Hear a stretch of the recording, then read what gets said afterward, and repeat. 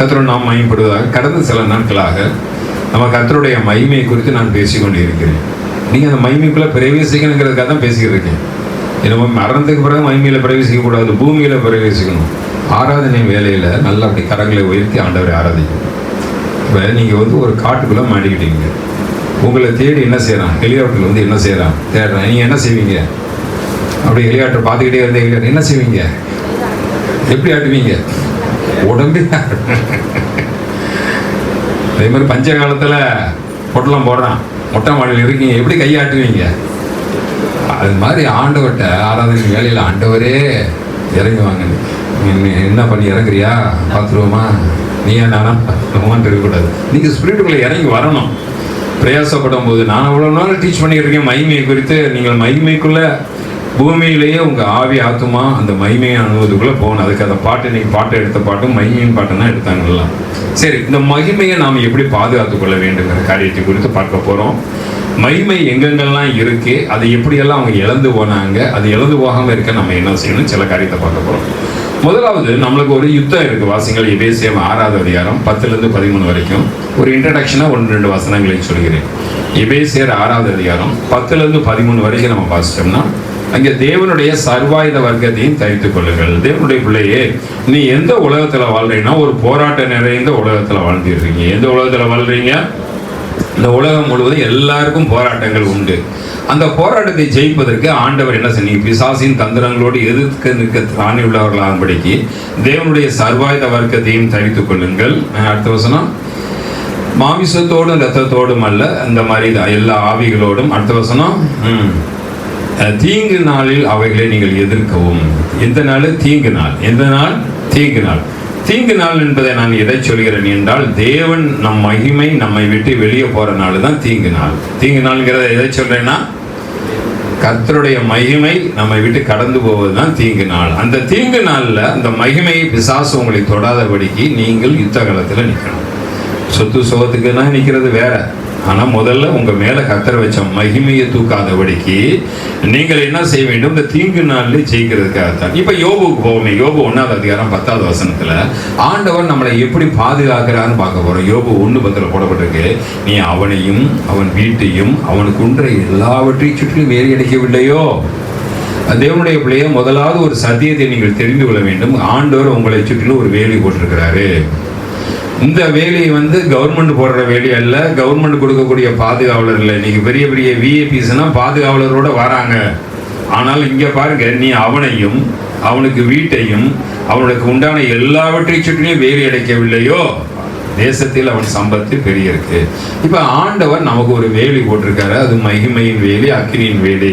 அதை விட்டு நாம் எப்படி வெளியே வருகிறோம், அதான் தீங்கு நாள். எதெல்லாம் விட்டு மகிமை வெளியே வரும்? இன்னைக்கு ஒரு 4 காரியத்தை பார்க்க போகிறோம். முதலாவது, தேசத்தை விட்டு மகிமை வெளியே வரும். 2வது, ஒரு மனிதனை விட்டு மகிமை வெளியே போகும். 3வது, ஒரு குடும்பத்தை விட்டு மகிமை வெளியே போகும். 4வது, ஒரு கூட்டத்தை விட்டு மகிமை வெளியே போகும். இந்த 4ஐயும் சுருக்கமாக பார்க்க போகிறோம். இதில் மனிதனை குறித்து தான் நான் அதிகமாக பார்க்க போகிறேன். முதலாவது, ஒரு தேசத்தை விட்டு மகிமை போயிடக்கூடாது. ஒரு மனுஷனுக்குள்ள அசுத்தாவி வர்றது தெரியாது, போகிறது தெரியும். ஒரு மனுஷனுக்குள்ள எது வர்றது தெரியாது? ஒரு அசுத்தாவி ஒரு மனுஷனை பிடிக்குதுன்னா அது தெரியவே தெரியாது. ஆனால் போகும்போது ஜெபம் பண்ணும்போது தான், நான் போகிறேன், அதை செய்கிறேன், இதை விட்டு அங்கே போ, அந்த பண்ணிக்குள்ள அனுப்பு, அலப்பறை பண்ணிட்டு தான் போகும். ஆனால் வர்றது தெரியாது. ஆனால் கர்த்தர் வர்றது தெரியும், போகிறது தெரியாது. யார் வர்றது தெரியும்? ஆண்டவர் வரும்போது அப்படியே வாடி கீழே உழுக, அந்நிய பாஷை பேசுவீங்க, பொருள்வீங்க, எல்லாம் செய்வீங்க. ஆனால் கர்த்தர் நம்மளை விட்டு விலகிட்டாருன்னா அந்த விலகிற நேரம் நமக்கு தெரியாது. ரிவர்ஸ், உல்டா. அப்போ அசுத்தாவி புகுறது தெரியாது, போகிறது தெரியும். தேவ ஆவியானவர் உள்ள வர்றது தெரியும், போகிறது தெரியாது. அதனால நீங்கள் அந்த தீங்கு நாளை எப்படி மேற்கொள்ள வேண்டும்? முதலாவது 4 காரியத்தில் பார்க்க போகிறோம். முதலாவது, தேசத்தின் மேலே மகிமை இருக்க வேண்டும். எதன் மேலே மகிமை இருக்க வேண்டும்? தேசத்தின் மேலே மகிமை இருக்க வேண்டும். இப்போ இருக்கிற கண்டிஷன் மிக மோசமான கண்டிஷனில் இருக்கும். நல்லா கவனிங்க. ஆண்டவர் நம்மை நேசித்தார், நமக்கு தேவையான ஆட்சியை கொடுப்பார். ஆண்டவர் சண்டே ஈவினிங் சர்வீஸில் சொன்னேன், நம்மளை நேசிக்காவிட்டால் நம்மளை எதிரி கையில் ஒப்பு கொடுத்துருவாரு. ஹல்லேலூயா. இன்னைக்கு தேசத்துக்காக நீங்களும் ஜெபிக்க வேண்டிய ஜெப பாத்திரம் இருக்கும். வேதத்தில் சில ரெஃபரன்ஸ் நான் மேலோட்டமாக சொன்னேன், இன்னைக்கு ஆழமாக போகிறோம். நியாயாதிபதிகள் 3வது அதிகாரம் 8வது வசனத்தில் இப்படியெல்லாம் ஆண்டவர் நம் தேசத்தை நேசித்தால், நம்மை நேசித்தால், அதாவது நம்ம வாழ்க்கை வந்து ஆண்டவருக்கு பிரியமா இருந்தால், நல்ல கவனிங்க, என் ஜனங்கள், என் நாமம் தரிக்கப்பட்ட ஜனங்கள் தங்களை தாழ்த்தி ஜெபம் பண்ணி அவருடைய முகத்தை தேடி தங்கள் பொல்லாத வழிகளை விட்டு மனம் திரும்பினால் அந்த தேசத்தை, பாவத்தை மன்னித்து அந்த தேசத்துக்கு சேமத்தை கட்டளையிடுவேன். இந்த தேசத்தினுடைய சேமம் எதை வைத்திருக்கிறது என்றால், கிறிஸ்து என்ற நாமம் தரித்த நம்ம ஜனங்களுடைய வாழ்க்கை வைத்து தான் இருக்கிறது. இப்ப ஆண்டவர் எப்படியெல்லாம் ஒப்பு கொடுத்தாரு பாருங்களேன். நியாயாதிபதிகள் 3:8 போடப்பட்டிருக்கு, இஸ்ரவேல் மேல் கோபம் உண்டாகி மெசொப்பொத்தேமியா ராஜாவின் கையில 8 வருஷம் ஒப்பு கொடுத்துட்டாரு. நல்ல கவனிங்க தேவ பிள்ளையே, 8 வருஷம் மெசொப்பொத்தேமியா ராஜாவின் கீழே இஸ்ரவேல் ஜனங்களுக்கு ஒப்பு கொடுத்தாரு. 3வது அதிகாரம் 12வது வசனத்துல மோவாபின் ராஜாட்ட 18 வருஷம் ஒப்பு கொடுத்தாரு. 3வது அதிகாரம் 12வது வசனம் எந்த ராஜாட்ட ஒப்பு கொடுத்தாரு? மோவாபின் ராஜா. அதுக்கடுத்து 14வது வசனத்துல போட்டீங்கன்னா 14வது வசனம் 18 வருஷம் ஒப்பு கொடுத்தாரு. 4வது அதிகாரம் 2வது வசனத்துல போட்டீங்கன்னா கானான் ராஜாட்ட 20 வருஷம் ஒப்பு கொடுத்தாரு. தேவ பிள்ளையே, இந்த தேசத்தினுடைய எதிர்காலம் யாரை வைத்திருக்கிறது என்றால் கிறிஸ்தவர்களாகிய நம்ம வச்சுதான் இருக்கு. இங்க 4வது அதிகாரம் 2வது வசனத்துல கானானின் ராஜாட்ட, அடுத்து 3வது வசனம் 3 போடுங்க, 3வது வசனம் 20 வருஷம், எத்தனை 20 வருஷம் கொடுமையாய் ஒடுக்கினான். இஸ்ரவேல் கர்த்தரை நோக்கி கூப்பிட்டார்கள். அதற்கடுத்து 6வது அதிகாரம் 1வது வசனம் போடுங்க, 6வது அதிகாரம் 1வது வசனம் 7 வருஷம் மீதியானுடைய கையில ஒப்பு கொடுத்தார். 6வது அதிகாரம் 1வது வசனத்துல போடப்பட்டிருக்கு, மீதியானுடைய 7 வருஷம் மீதியானுடைய கையில ஒப்பு கொடுத்தார். 13வது அதிகாரம் 1வது வசனம் போடுங்க, சீக்கிரம் நான் நேரமா நல்ல வேகமா போறேன். 13வது அதிகாரம் 1வது வசனத்துல போடப்பட்டிருக்கு, 40 வருஷம் பெலிஸ்தர் கையில ஒப்பு கொடுத்தார். 13:1 போடப்பட்டிருக்கு 40 வருஷம். எல்லா இடத்துலையும் எப்ப நேபுகாத்நேச்சர்ட்ட ஒப்பு கொடுத்தார், எகிப்துல ஒப்பு கொடுத்தார், இதெல்லாம் எடுக்கலாம். நியாயாதிபதியை மட்டும் நான் எடுக்கிறேன். தேவனே, இந்த நேரத்தில் நீயும் நானும் தேசத்துக்கு ஜெபிக்க வேண்டியது அவசியம். சபை தேசத்துக்குள்ளதான் இருக்கு, சபை வேற தேசம் வேற என்று அல்ல. இன்னைக்கு அநேக நேரத்தில் நம்ம சபைக்காக ஜெபம் பண்ணா போதும், குடும்பத்துக்காக ஜெபம் பண்ணா போதும்.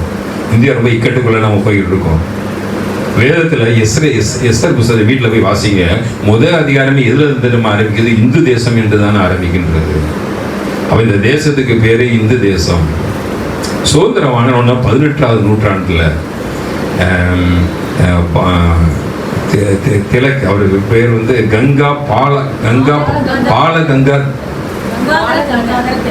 பால கங்காதர திலக். அவர் வந்து இந்த தேசத்தை வந்து ஒரு RSS தேசமாக உருவாக்கினார் 18வது நூற்றாண்டுல. நல்லா கவனிங்க, 18வது நூற்றாண்டுல பாலா கங்கா திலக் அவர் உருவாக்கினது என்னவென்றால், இது வந்து ஒரு இந்து தேசமாக, ஒரு மத தேசமாக உருவாக்கினார். அந்த மத தேசங்கிற சட்டத்தை உடைத்தது மகாத்மா காந்தி. அவர் தான் இந்தியாவுக்கு வந்து, சவுத் ஆப்பிரிக்காவில் இருந்த லாயர் இந்தியாவுக்கு வந்து, இது மதம் சேர்ந்த நாடல்ல, இது மத சார்பற்ற நாடு என்று அவர் உருவாக்கினார். அப்படி அவர் உருவாக்கலைன்னா இன்னைக்கு நீங்கள் நானும் இந்தியாவுக்குள்ளேயே இருக்க முடியாது. அவர் உருவாக்குனதுனால கோட்ஸேக்கு அவர் மேலே கோபம் வந்துருச்சு. கோபம் வந்ததுனால அவங்க கன் எடுத்து ஃபயர் பண்ணிட்டான். இதேபோல இன்னைக்கு மத சார்பற்ற நாடாக இருக்கிறதுக்கு காரணம் மகாத்மா காந்தி, அம்பேத்கர் போட்ட சட்டங்கள் வேத வசனத்துக்கு ஒத்த சட்டங்கள், ஏகப்பட்ட நல்ல சட்டங்களை போட்டாங்க. சமீபத்தில் இந்தியாவில் ஒரு சட்டம் போட்டான், ஆணும் ஆணும் கல்யாணம் பண்ணிக்கலாம், பெண்ணும் பெண்ணும் கல்யாணம் பண்ணிக்கலாம். இந்தியாவில் ஒரு சட்டம் போடப்பட்டது, பாஸ் பண்ணப்பட்டது. இன்னும் அது வந்து கேன்சல் ஆகலை. ஒரு கணவன் மனைவி 2 பேர் இருக்கும்போது மனைவிக்கு கணவன் பிடிக்கவில்லை என்றால் வேறு கணவனோடு சேர்ந்து போய் குடும்பம் நடத்தலாம். இதுக்கு போலீஸ் சப்போர்ட்டாக இருக்கணும். இது இந்தியாவில் பாராளுமன்றத்தில் போடப்பட்ட சட்டம். இது இன்னும் இந்த சட்டத்தை கேன்சல் பண்ணலை. இந்த 2 சட்டங்கள் இருக்கிறது, இன்னும் இருந்து கொண்டே இருக்கிறது. எப்பெல்லாம் தேவனுக்கு விரோதமான சட்டங்கள் தேசத்தில் போடப்படுகிறதோ அப்பொழுது தேசம் தாக்கப்படும். தேவனோட பிள்ளை இன்னைக்கு நீங்கள் ஏதோ எவனோ ஆட்சி ராம ஆண்டாயினா ராவணை ஆண்டாங்கிற பழமொழியில் நம்ம இருக்க முடியாது. தேசத்துக்காக நீங்கள் நான் கண்டிப்பாக ஜெபிக்க வேண்டிய கட்டாயத்தில் இருக்கும். இப்பொழுது ஒரு சட்டம் நிற்கிது பார்லிமெண்ட்ல, FCRAன்னு ஒரு சட்டம் நிற்கிது. அந்த சட்டத்தை பற்றி எத்தனை பேருக்கு தெரியும் தெரியாது. FCRAன்னா ஃபாரின் கான்ட்ரிபியூஷன் ரெகுலேஷன் ஆக்ட். ஃபாரின்லேருந்து சோசியல் ஒர்க்கு பண்ணுறதுக்காக பணம் வர்றது. அது அந்த காலத்தில் RCCSக்கு அதிகமாக வந்தது. அது வந்து 40,000 இருந்தது, இன்றைக்கி 16,000 குறைச்சிட்டாங்க. இப்போ குறைச்சது இல்லாமல் அதை ஸ்டாப் பண்ணிட்டாங்க. FCRA பணம் வரவே வராது, வராமல் அதை பிளாக் பண்ணிட்டாங்க. இப்போ ஒரு சட்டம் பாஸ் ஆகிருக்கு. என்ன பாஸ் ஆகிருக்குன்னு என்றால், FCRA எந்தெந்த இன்ஸ்டிடியூஷன் வச்சுருந்தாங்களோ அவங்களுக்கு எத்தனையோ வருஷத்துக்கு முன்னுக்கு பணம் வந்திருக்கும் பார்த்தீங்களா, அந்த பணத்தோட தங்கள் பணத்தையும் போட்டு ஒரு சொத்து, ஸ்கூலு, ஆஸ்பத்திரி கட்டியிருப்பாங்கள்ல, இதை டேக் ஓவர் பண்ண போகிறாங்க. அதான் FCRA இப்போ வெயிட்டிங்கில் இருக்குது பாராளுமன்றத்தில். இப்போ அது வந்து பாஸ் ஆகிடுச்சுன்னா கிறிஸ்துவ ஸ்கூலு, கிறிஸ்துவ ஹாஸ்பிட்டல் எல்லாம் கவர்மெண்ட்டுக்கு போயிடும். நான் சண்டே ஈவினிங் சொன்னேன், மன்சூர் அலிகான் நவாபா பட்டோடின்னு ஒரு கிரிக்கெட் பிளேயர். அவர் கவாஸ்கரோட சேர்ந்து விளையாடின ஒரு விக்கெட் கீப்பர். அவருடைய சொத்து 18,000 கோடி. 18 கோடியில் 18,000 கோடி. அந்த 18,000 கோடியை அப்படியே மத்திய பிரதேசில் இருக்க போபால் கவர்மெண்ட் அப்படியே எடுத்துருச்சு. நம்ம ஊரில் டிவிஎஸ் பஸ்ஸுன்னு அப்படியே எடுத்தாரு பார்த்தீங்களா, கலைஞர் பிரிவில், அது மொத்தமாக அப்படியே எடுத்தாச்சு. ஒரு பைசா வரை அவர்கிட்ட கொடுக்குறாரு, எல்லாத்தையும் எடுத்து. அது சொன்னதுக்கு காரணம் என்னவென்றால், எதிரி நாட்டு சொத்து. அவங்க அப்பா சையத் அலிகான் ஒருத்தர் இருந்தார். அவர் பாகிஸ்தான் சிட்டிசன்ஷிப் உள்ளவர். அதனால இந்த சொத்தை அப்படியே எடுத்துட்டாங்க. அதே தான் இப்போ அடுத்து கிறிஸ்தவர்களுக்கு வருது. வக்பு வாரியத்தில் சட்ட திருத்தங்கள் சீர்திருத்தப்பட்டு இப்பொழுது முஸ்லீம்களுடைய பெரிய பெரிய சொத்துக்கள்லாம் ஒவ்வொன்றா அள்ளிட்டு இருக்காங்க. அடுத்து கிறிஸ்தவர்களுக்கு அடுத்து ஒரு இது வச்சிருக்காங்க, FCRE. இந்துக்களுக்கு இந்து அறநிலையத்துறைன்னு இருக்குது, முஸ்லீம்களுக்கு வக்பு வாரியம் இருக்குது, கிறிஸ்தவர்களுக்கு ஒன்றும் இல்லை. அது ஒன்று உருவாக்க போகிறான். இப்போ பெரிய பெரிய ஸ்கூல், ஹாஸ்பிட்டல்ஸ் எல்லாத்தையும் எடுக்க போகிறான். உங்கள் குடியுரிமையே எடுக்க போகிறான். பல காரியங்களுக்கு நான் சொல்லிட்டா நேரம் அதிகமாயிடும். தேவபிள்ளையை நம்ம இந்திய தேசத்தை கர்த்தர் ஆளுகை செய்ய வேண்டும். ஹல்லேலூயா. இப்போ எசேக்கியேல் 5ஆவது அதிகாரம் 5வது வசனம் 6வது வசனம் 16வது வசனத்தில் நம்ம ஏன் ஆண்டவர் இஸ்ரேல், நம்ம ஆண்டவர் நம்மை கைவிடக்கூடாது, கொடுக்குற இலவசம் இதெல்லாம் வச்சுக்கிட்டு ஜெயிக்கணும்னு நினைக்காதீங்க. கர்த்தர் நம்மளை நேசித்தா நமக்கு தேவையான ஆட்சி கொடுப்பார். கர்த்தர் நம்ம மேல கோபமானா எதிரிகளை ஒப்பு கொடுத்துருவார். இப்பொழுது நம்ம தான் மனம் திரும்பணும், மற்ற எவனும் கிடையாது. நம்ம மனம் திரும்பினா தேசத்துக்கு சேமத்தை கொடுப்பார். எசேக்கியேல் 5வது அதிகாரம் 5வது வசனம் 6வது வசனம் 17வது வசனம் 2 வசனத்தை போட்டுவிட்டு நான் தனிப்பட்ட மனுஷனுடைய மகிமையை எப்படி பாதுகாத்துக் கொள்வது அதில் தான் கவனம் செலுத்த போறேன். எசேக்கியேல் 5வது அதிகாரத்தின் ஆண்டவர் சொல்கிறது என்றால், எருசலேம் புறஜாதிகளின் நடுவிலே நான் அதை வைத்தேன். எருசலேம் இஸ்ரேல் இருக்கு, அது எல்லா சுத்திகளும் எதிரிகள் நாடு தான், புறஜாதியின் நடுவில் வைத்தேன். அது சுற்றிலும் தேசங்கள் இருக்கிறது.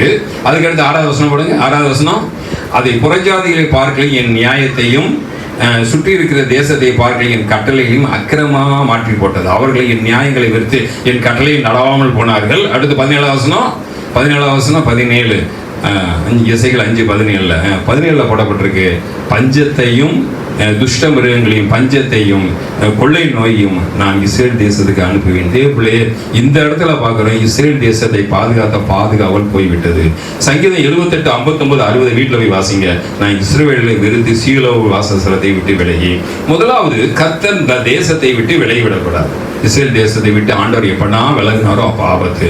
இப்போ முதலாவது நாம் எதற்காக ஜெபிக்க வேண்டும் என்றால், நம்ம தேசத்துக்காக, நம்ம தேசத்தினுடைய ஆட்சிக்காக.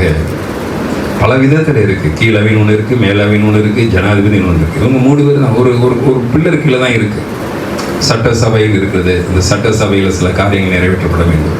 கீழவை, மேலவை, ஜனாதிபதி, இவங்களுடைய காரியங்கள் இருக்குது. அட்மினிஸ்ட்ரேஷன் காரியங்கள் இருக்குது. நிறைய காரியங்கள் அட்மினிஸ்ட்ரேஷன் நிர்வாக காரியம் இருக்குது. சுப்ரீம் கோர்ட் ஒன்று இருக்குது, டிஸ்ட்ரிக்ட் கோர்ட் இருக்குது, ஹைகோர்ட் இருக்குது. இவங்க பெரிய பெரிய நிர்வாகங்கள்லாம் இருக்குது. இந்த நிர்வாகங்கள் எல்லாம் தேவனுடைய ஆளுகைக்குள்ளே வரணும். சரி, முதல்ல அதை விட்டு இன்றைக்கி எதை பார்க்க போகிறோம்? ஒரு மனிதனை விட்டு தேவ மகிமை போகக்கூடாது. இன்றைக்கி இதுக்கு தான் ஃபோக்கஸ் பண்ணுறேன். தேசத்தை குறித்து நான் லைட்டாக பார்த்துச்சு. ஒரு மனிதன் மேலே கர்த்தருடைய மகிமை இருக்க வேண்டும். அதற்கு சில வசனங்களை வாசிக்க போகிறோம். சங்கீதம் 51 10 11 12 வசனங்களை வாசிக்கிறோம். சங்கீதம் 51வது அதிகாரம். இப்போ தாவீது ராஜா, அவனுக்கு இருக்கிற சொகுசு வாழ்க்கை யாருக்கும் இல்லை. ஒரு ராஜாவான எப்படிங்க இருக்கும்? 12 கோத்திரத்துக்கு ராஜாவான எப்படி இருக்குமா? சாப்பாட்டுக்கு பஞ்சம் வருமா? எதுக்காச்சும் பஞ்சம் வருமா? எல்லாம் செல்வ செழிப்புல இருக்கான் தாவீது. அந்த நேரத்தில் அவன் ஒரு கண்ணீரின் ஜெபத்தை பண்றாரு. அதுதான் சங்கீதம் 51 10 11 12 வாசிக்கிறோம். ஆண்டவரே, சுத்த இருதயத்தை எனக்கு சிருஷ்டி நறுவனாவின் உதிப்பியும். அடுத்த வசனம் போடுங்க. உமது சமூகத்தை விட்டு என்னை தள்ளாமலும் பரிசுத்த ஆவியிலிருந்து எடுத்துக்கொள்ளாமல் இரும். இவ சங்கீதக்காரன் பண்ற. ஆண்டவரே, உமது பிரசன்ஸை விட்டு, உமது மகிமை விட்டு என்னை தள்ளியதப்பா. தேவபிள்ளையை, முதலாவது கர்த்தர் நமக்கு கொடுத்த ஆசீர்வாதம் என்னவென்றால், நீ நான் தேவ மகிமைக்குள்ள வாழ வேண்டும். இந்த சங்கீதம் ஆரம்பிக்கும் போது மேலே என்ன போட்டுங்கன்னா, தாவீது பத்சேபாள் இடத்துல பாவம் பண்ண பிறகு எழுதின சங்கீதம் போடப்பட்டிருக்கும். தேவபிள்ளை, முதலாவது நல்ல கவனிங்க. வேற எதெல்லாம் இழந்து போட்டா கவலைப்படணும். ஆனால் கர்த்தர் நம்மளை விட்டு வெளியே போயிட்டாருன்னா கவலைப்படணும். அந்த மகிமை நம்மளை விட்டு போயிடக்கூடாது. யோனா அதை பற்றி கேர் பண்ணவே இல்லை. தேவ சமூகம் தன்னை விட்டு போனது. நீ முதல்ல எதற்கு ஜாக்கிரதையா இருக்கணும்? உணர்வு உடையவனா இருக்க வேண்டும். எப்படி உணர்வு? என்னை விட்டு தேவன் ஒதுங்கிட்டாரா? தேவன் எப்படிலாம் இருந்தா தேவன் ஒதுங்குவார்னு பார்க்க போறேன். அதுல இருந்து எப்படி ரெமெடி ஆக போறேன் அவன் கேட்கறான். ஆண்டவரே, சமூக ஐயா, உன்னை பார்க்க லட்சக்கணக்கான ஜனங்கள் நிற்கிறாங்க, அதை பத்தி எனக்கு கவலை இல்லை. என் சமூகத்தை விட்டு என்னை தள்ளிடாத, பரிசுத்த ஆவியை எடுத்துக்கிறாத. அடுத்த வசனம் படுங்க. அடுத்த வசனம், உமது ரட்சணியத்தின் சந்தோஷத்தை திரும்பவும் எனக்கு தந்து. நான் வச்சிருக்க கோடிக்கணக்கான சொத்து எனக்கு சந்தோஷத்தை தரலங்க, நீ கொடுக்கக்கூடிய அந்த ரட்சணியத்தின் சந்தோஷத்தை திரும்பி தந்து உச்சமான ஆவி தாங்கும்படி செய்யும். தேவப்பிள்ளைங்க, முதலாவது ஒரு காரியத்தை ஞாபகம் வைத்துங்க, கர்த்தருடைய மகிமை உங்க மேல தங்கியிருந்தா தான் உங்க வாழ்க்கையில சந்தோஷம். தீங்கு நாள் என்பது கர்த்தர் நம்மை விட்டு என்னைக்கு விலகிறாரோ அதான் தீங்கு நாள். எனவே அதை எப்படி பாதுகாத்துக் கொள்ளுன்னு சொல்லிட்டு ஒரு 5 பேரை பார்க்க போறோம். ஒரு 5 பேரை என்ன செய்ய போறோம் பார்க்க போறோம். முதலாவது ஏசாவை குறித்து பார்க்க போறோம். தேவ சமூகத்தை விட்டு அவன் எப்படி போனான் என்று. எபிரேயர் 12வது அதிகாரம் 16வது வசனம் 17வது வசனத்துல ஏசாங்கிற யாக்கோபு, ஏசா உங்களுக்கு தெரியும், ஏசா தேவ சமூகத்தை விட்டு இப்படி போனான். அதுல நம்ம இதெல்லாம் ஒரு ஆளுடைய விழுதலை நம்ம எதுக்கு பார்க்கறோம்னா நம்ம சரியாகிறதுக்கு தான். எதுக்கு சரியாகிறோம்? நீங்க மழை பெஞ்சிருக்கு, ரோட்ல 2 வீலர்ல ஒருத்தர் போயிட்டே இருக்கா, நீங்க இந்த ஊருக்கு புதுசு, எப்படி வண்டி ஓட்டுவீங்க? ஒரு ஊருக்கு போயிருக்கீங்க, அந்த ஊர்ல வண்டி பைக்ல போயிருக்கீங்க, அந்த ஊரை பத்தி உங்களுக்கு தெரியாது, ஆனால் உங்களுக்கு முன்னுக்கு ஒருத்தர் வண்டி ஓட்டிட்டு போறான், எப்படி வண்டி ஓட்டுவீங்க? அவன் வண்டியை ஃபாலோ பண்ணிட்டு டக்குன்னு பக்கத்தில் கொடுத்தா என்ன செய்ய? அவனை தூக்கி கூட விட மாட்டோம், வேற வழியில ஓடி போயிடுவோம். ஏன் என்றால் ஒருத்தருடைய விழுதல் என்பது அவரை கிண்டல் பண்ணுவதற்காக அல்ல. அதை வைத்துக்கொண்டு நீங்கள் நான் எச்சரிக்கையா இருக்க வேண்டும். விழுதலை வைத்துக்கொண்டு என்ன செய்ய வேண்டும்? அந்த விடுதலை வைத்துக்கொண்டு நீங்கள் நான் எச்சரிக்கையா இருக்கிறதுக்கு தான் சில விடுதலை குறித்து பார்க்கிறோம். யாரையும் நெகட்டிவா பார்க்கல. கர்த்தருடைய பிரசன்னம் உங்க மேல இருந்துகிட்டே இருக்கணும். ஆண்டவருடைய மகிமை உங்க மேல தங்கிட்டே இருக்கணும். இடைவிடாமல் ஜோமனுங்கன்னா என்ன அர்த்தம்னா இடைவிடாமல் கர்த்தருடைய சமூகத்துல இருக்கணும். எப்படியெல்லாம் பிரசன்னத்தை இறக்குறாங்கன்னு பார்க்க போறோம். எபிரேயர் 12வது அதிகாரம் 16வது வசனத்துல ஒருவேளை போஜனத்துக்காக தன் சேஷ்ட புத்திர பாகத்தை விட்டு போட்ட ஏசாவை போறாரு. தேவனே, நீ அலட்சியமா இருப்பாய் என்றால், அடுத்த வசனம் போடுங்க. அடுத்த வசனம் பிற்பாடு அவன் ஆசீர்வாதத்தை சுதந்திரக்குள்ள விரும்பியும் ஆகாதவனுக்கு தள்ளப்பட்டதை அறிவியிருக்க கண்ணீர் விட்டு கவலையோடு தேடியும் அந்த அபிஷேகத்தை பெறாமல் போனான். தேவனுடைய முதலாவது ஒரு காரியம், நம்ம வாழ்க்கையில அலட்சியம் இருக்கக்கூடாது. என்ன இருக்கக்கூடாது? சில சமயத்துல இந்த சின்ன பிள்ளைகள்லாம் அபிஷேகத்தில் என்கிட்ட வருவாங்க. நான் நிரப்ப மாட்டேன். ஏன் நிரப்ப மாட்டேன்னா, இவங்களுக்கு அபிஷேகத்தை வாங்கி கொடுக்கறது பெருசு இல்லை, அதை வாங்கி கொடுத்த பிறகு அதனுடைய மேன்மை தெரியாது. சில பேருக்கு சொத்து கொடுப்பாங்க, அது அந்த சொத்து பேர் எனக்கு என்னன்னு தெரியல. அந்த எஸ்சி எஸ்டி இருக்காங்க இல்லையா, அந்த வகுப்பை சேர்ந்தவங்களுக்கு ஒரு சொத்து கொடுப்பாங்க. அது என்னன்னா அவங்க அனுபவிக்கிறதுக்கு தான் பவர், அதை விற்கிறதுக்கு என்ன கிடையாது, பவர் கிடையாது அப்படின்னு சொல்லி ஒரு சில சொத்துக்களை கொடுப்பாங்க. அதையும் அவங்க விற்றுருவாங்க. அது எப்படி விற்பாங்க தெரியுமா? அடிமாட்டு ரேட்டுக்கு விற்பாங்க. ஏன் அடிமாட்டு ரேட்டுக்கு விற்பாங்க? அதுக்கப்புறம் பார்த்தீங்கன்னா அது லட்சக்கணக்கில் கோடிக்கணக்கில் ரூபா பெறும். அது ஏன் அவங்க விற்கிறாங்கன்னா, இது நான் கஷ்டப்பட்டு சம்பாரிச்சு வந்ததில்லை, ஏதோ ஒரு கிஃப்ட் கொடுத்தான், எனக்கு குடிக்கிறதுக்கு கொஞ்சம் காசு கொடுத்தது. அலட்சியம். இது எது நீ நெத்தி வேர்வை இடத்துல சிந்து ஒரு 10 சென்டா வாங்கினா எப்படி வச்சிருப்போம்? நம்ம அலட்சியமா இருக்க மாட்டோம். இது எப்படி ஆவிக்குரிய வாழ்க்கையில ஏன் மகிமை நம்மை விட்டு போகிறது என்றால் ஒரு அலட்சியமான வாழ்க்கை. ஏசாவினுடைய வாழ்க்கையில போட்ட மல்கியா 1வது அதிகாரம் 2வது வசனம் 3வது வசனம் போட்டிருக்கு, ஏசாவை நான் வெறுத்தேன் போடப்பட்டிருக்கு. தேவனுடைய முதலாவது இந்த அபிஷேகத்துக்கு நீ அலட்சியம் பண்ணக்கூடாது. என்ன பண்ணக்கூடாது? அந்த அபிஷேகத்துக்கு என்ன பண்ணக்கூடாது? அலட்சியம் பண்ணக்கூடாது. நீ அலட்சியம் பண்ணினா உன் மேல இருக்கிற பிரசன்ஸை நீ இழந்து விடுவாய். தேவபிள்ளையே, இங்க அவன் சேஷ்டபுத்திர பாகத்தையே அலட்சியம் பண்ணான். தேவனுடைய முதலாவது ஒரு காரியத்தை குறித்து பார்க்கிறோம். கர்த்தருடைய மகிமை நம்ம மேல தங்கியிருந்தால் அது ஒரு கனத்துக்குரியது, அது பயபக்திக்குரியது, அதை பாதுகாக்கிறது. ஒரு சின்ன குழந்தை கையில வச்சு வளர்க்கறது எப்படி? ஒரு அம்மா ஒரு பொண்ணு இருக்கா, அந்த பொண்ணோட கை குழந்தையும் கொடுத்து வளர்க்க சொல்லுங்க. ஒரு 16 வயசு பையனை நம்ம எப்படி வளர்ப்போம்? 16 வயசு பத்தி கேரே பண்ண மாட்டான், பட் போடா வாடாம்போம். ஆனா கை குழந்தையை எப்படி வளர்ப்போம்? பாத்திரம் வளர்க்கும் போது அந்த குழந்தை கத்தனா கூட வேகமா போய் பார்த்துருவோம். சின்ன கத்துனாலும் போய் பார்ப்பேன். ஏன்? அது கை குழந்தை. அது அலட்சியமாய் வளர்த்தா அந்த குழந்தை என்ன செய்யாது. என் ஃப்ரெண்டு ஒருத்தர் இருந்தார், அவருடைய குழந்தைக்கு டயரியா போய் இருந்துச்சு. அவங்க நைட்டே போய் பார்க்காம காலையில போய் பார்த்தாங்க, குழந்தையே இறந்து போயிடுச்சு. சின்ன குழந்தை தான், அதோடைய பாடி தாங்க முடியல. அப்போ டாக்டர் கேட்குறாரு, ஏமா நைட்டு நான் 24 ஹவர்ஸ் கிளினிக் தானே, நீங்கள் நைட்டு பார்த்துருக்கலாமே, டைரியா குழந்தைக்கு போகுதே. அது சரியாயிரும் நாங்கள் நினச்சோம், காலையில் பார்த்துக்கலாம். இப்போ பிள்ளை உயிர் போச்சு. இந்த குழந்தைய நான் தொட்டு சக்கச்சவே இருந்துச்சு. அந்த குழந்தைய நான் தொட்டு பார்த்தா ஐஸ் கட்டியிருக்கு பார்த்தீங்களா, அது தொட்ட மாதிரி இருந்துச்சு. பாடியெல்லாம் கூல் ஆயிடுச்சு. ஆனால் அவ்வளோக்கா இருக்கு. கர்த்தர் உனக்கு ஒரு ஆசீர்வாதத்தை கொடுத்தா அதை தங்க வச்சுக்கிறதுக்கு நீ கேர்ஃபுல்லாக இருக்கணும். நீங்கள் ஆசீர்வாதம் வேணுங்கிற உங்கள் பிள்ளைகிட்ட ஒரு 10,000 ரூபாய் கொடுத்து விடுங்க, அது தொலைச்சிட்டு வந்துருச்சு, அடுத்து எத்தனை லட்சம் கொடுப்போம்? ஃபீஸ் கட்டுறதுக்கு பிள்ளை கேட்குது, எனக்கு 1000 ரூபா கொடுங்க, நான் ஸ்கூலில் போய் ஃபீஸ் கட்டிட்டு வரேன்னு கேட்குது. நீங்கள் அந்த 1000 ரூபா கொடுக்குறீங்க, போகும்போது பஸ்ஸில் வந்து பிப்பாய் கிடச்சிட்டான். அடுத்து அவனுக்கு 1 லட்சம் ரூபாய்க்கு ஏதாச்சும் ஒரு சம்திங், ஒரு கிட்டார், ஏதாச்சும் ஒரு பொருள் வாங்க வேண்டியது இருக்குது. 1 லட்சம் ரூபாய்க்கு ஒரு காஸ்ட்லியான ஏதாவது ஒன்று வாங்க வேண்டியது இருக்குது. அப்போ அவன் நம்பி 1 லட்சம் கொடுப்பீங்களா? 10 பைசா தர மாட்டீங்க. ஏன்னா உன்கிட்ட அலட்சியம் தாண்டா திருடு போச்சு. எப்படி ஆதாம் ஏவாள் அன்னைக்கு அலட்சியமா இருந்தனால தான் மகிமை இழந்து போனாங்க. முதலாவது இந்த அபிஷேகத்தை பாதுகாத்துக் கொள்ள வேண்டும். சில நேரத்தில் நீ ஒரு பேசுற வார்த்தை ஆண்டவருக்கு பிடிக்காது. சில நேரத்தில் நீ ஆண்டவர் விரும்பாத வீட்டுக்கு நீ போறது ஆண்டவருக்கு பிடிக்காது. சில வீட்டுக்கு ஆண்டவர் போக சொல்லி நீ போகாம இருந்தா ஆண்டவருக்கு பிடிக்காது. இதனால நீங்க ஒரு உணர்வோட வாழணும், சென்சிட்டிவா இருக்கணும்.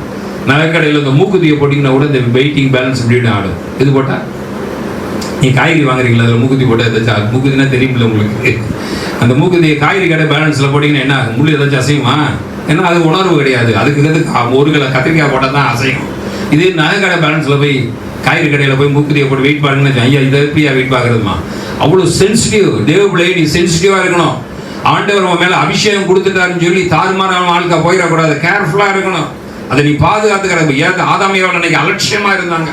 இன்னைக்கு அநேக நேரத்தில் நம்ம சொத்தை எப்படி இழக்க தெரியுமா? அலட்சியமா. நானே சொத்துக்கார் முத்துப்பட்டியில் ரிஜிஸ்ட்ரேஷன் பண்ணாம அலட்சியமா இருந்தேன். 10 வருஷம் ரத்த கண்ணீர் விட்டேன். உன்னுடைய அலட்சியம் பல வருஷங்களுக்கு பாதிக்கும். தேவ பிள்ளையே, ஒரு ஆசீர்வாத கர்த்தர் கொடுத்துட்டாருன்னா கேர்லெஸ்ஸா இருக்காதீங்க. அலட்சியமான ஒரு வாழ்க்கை.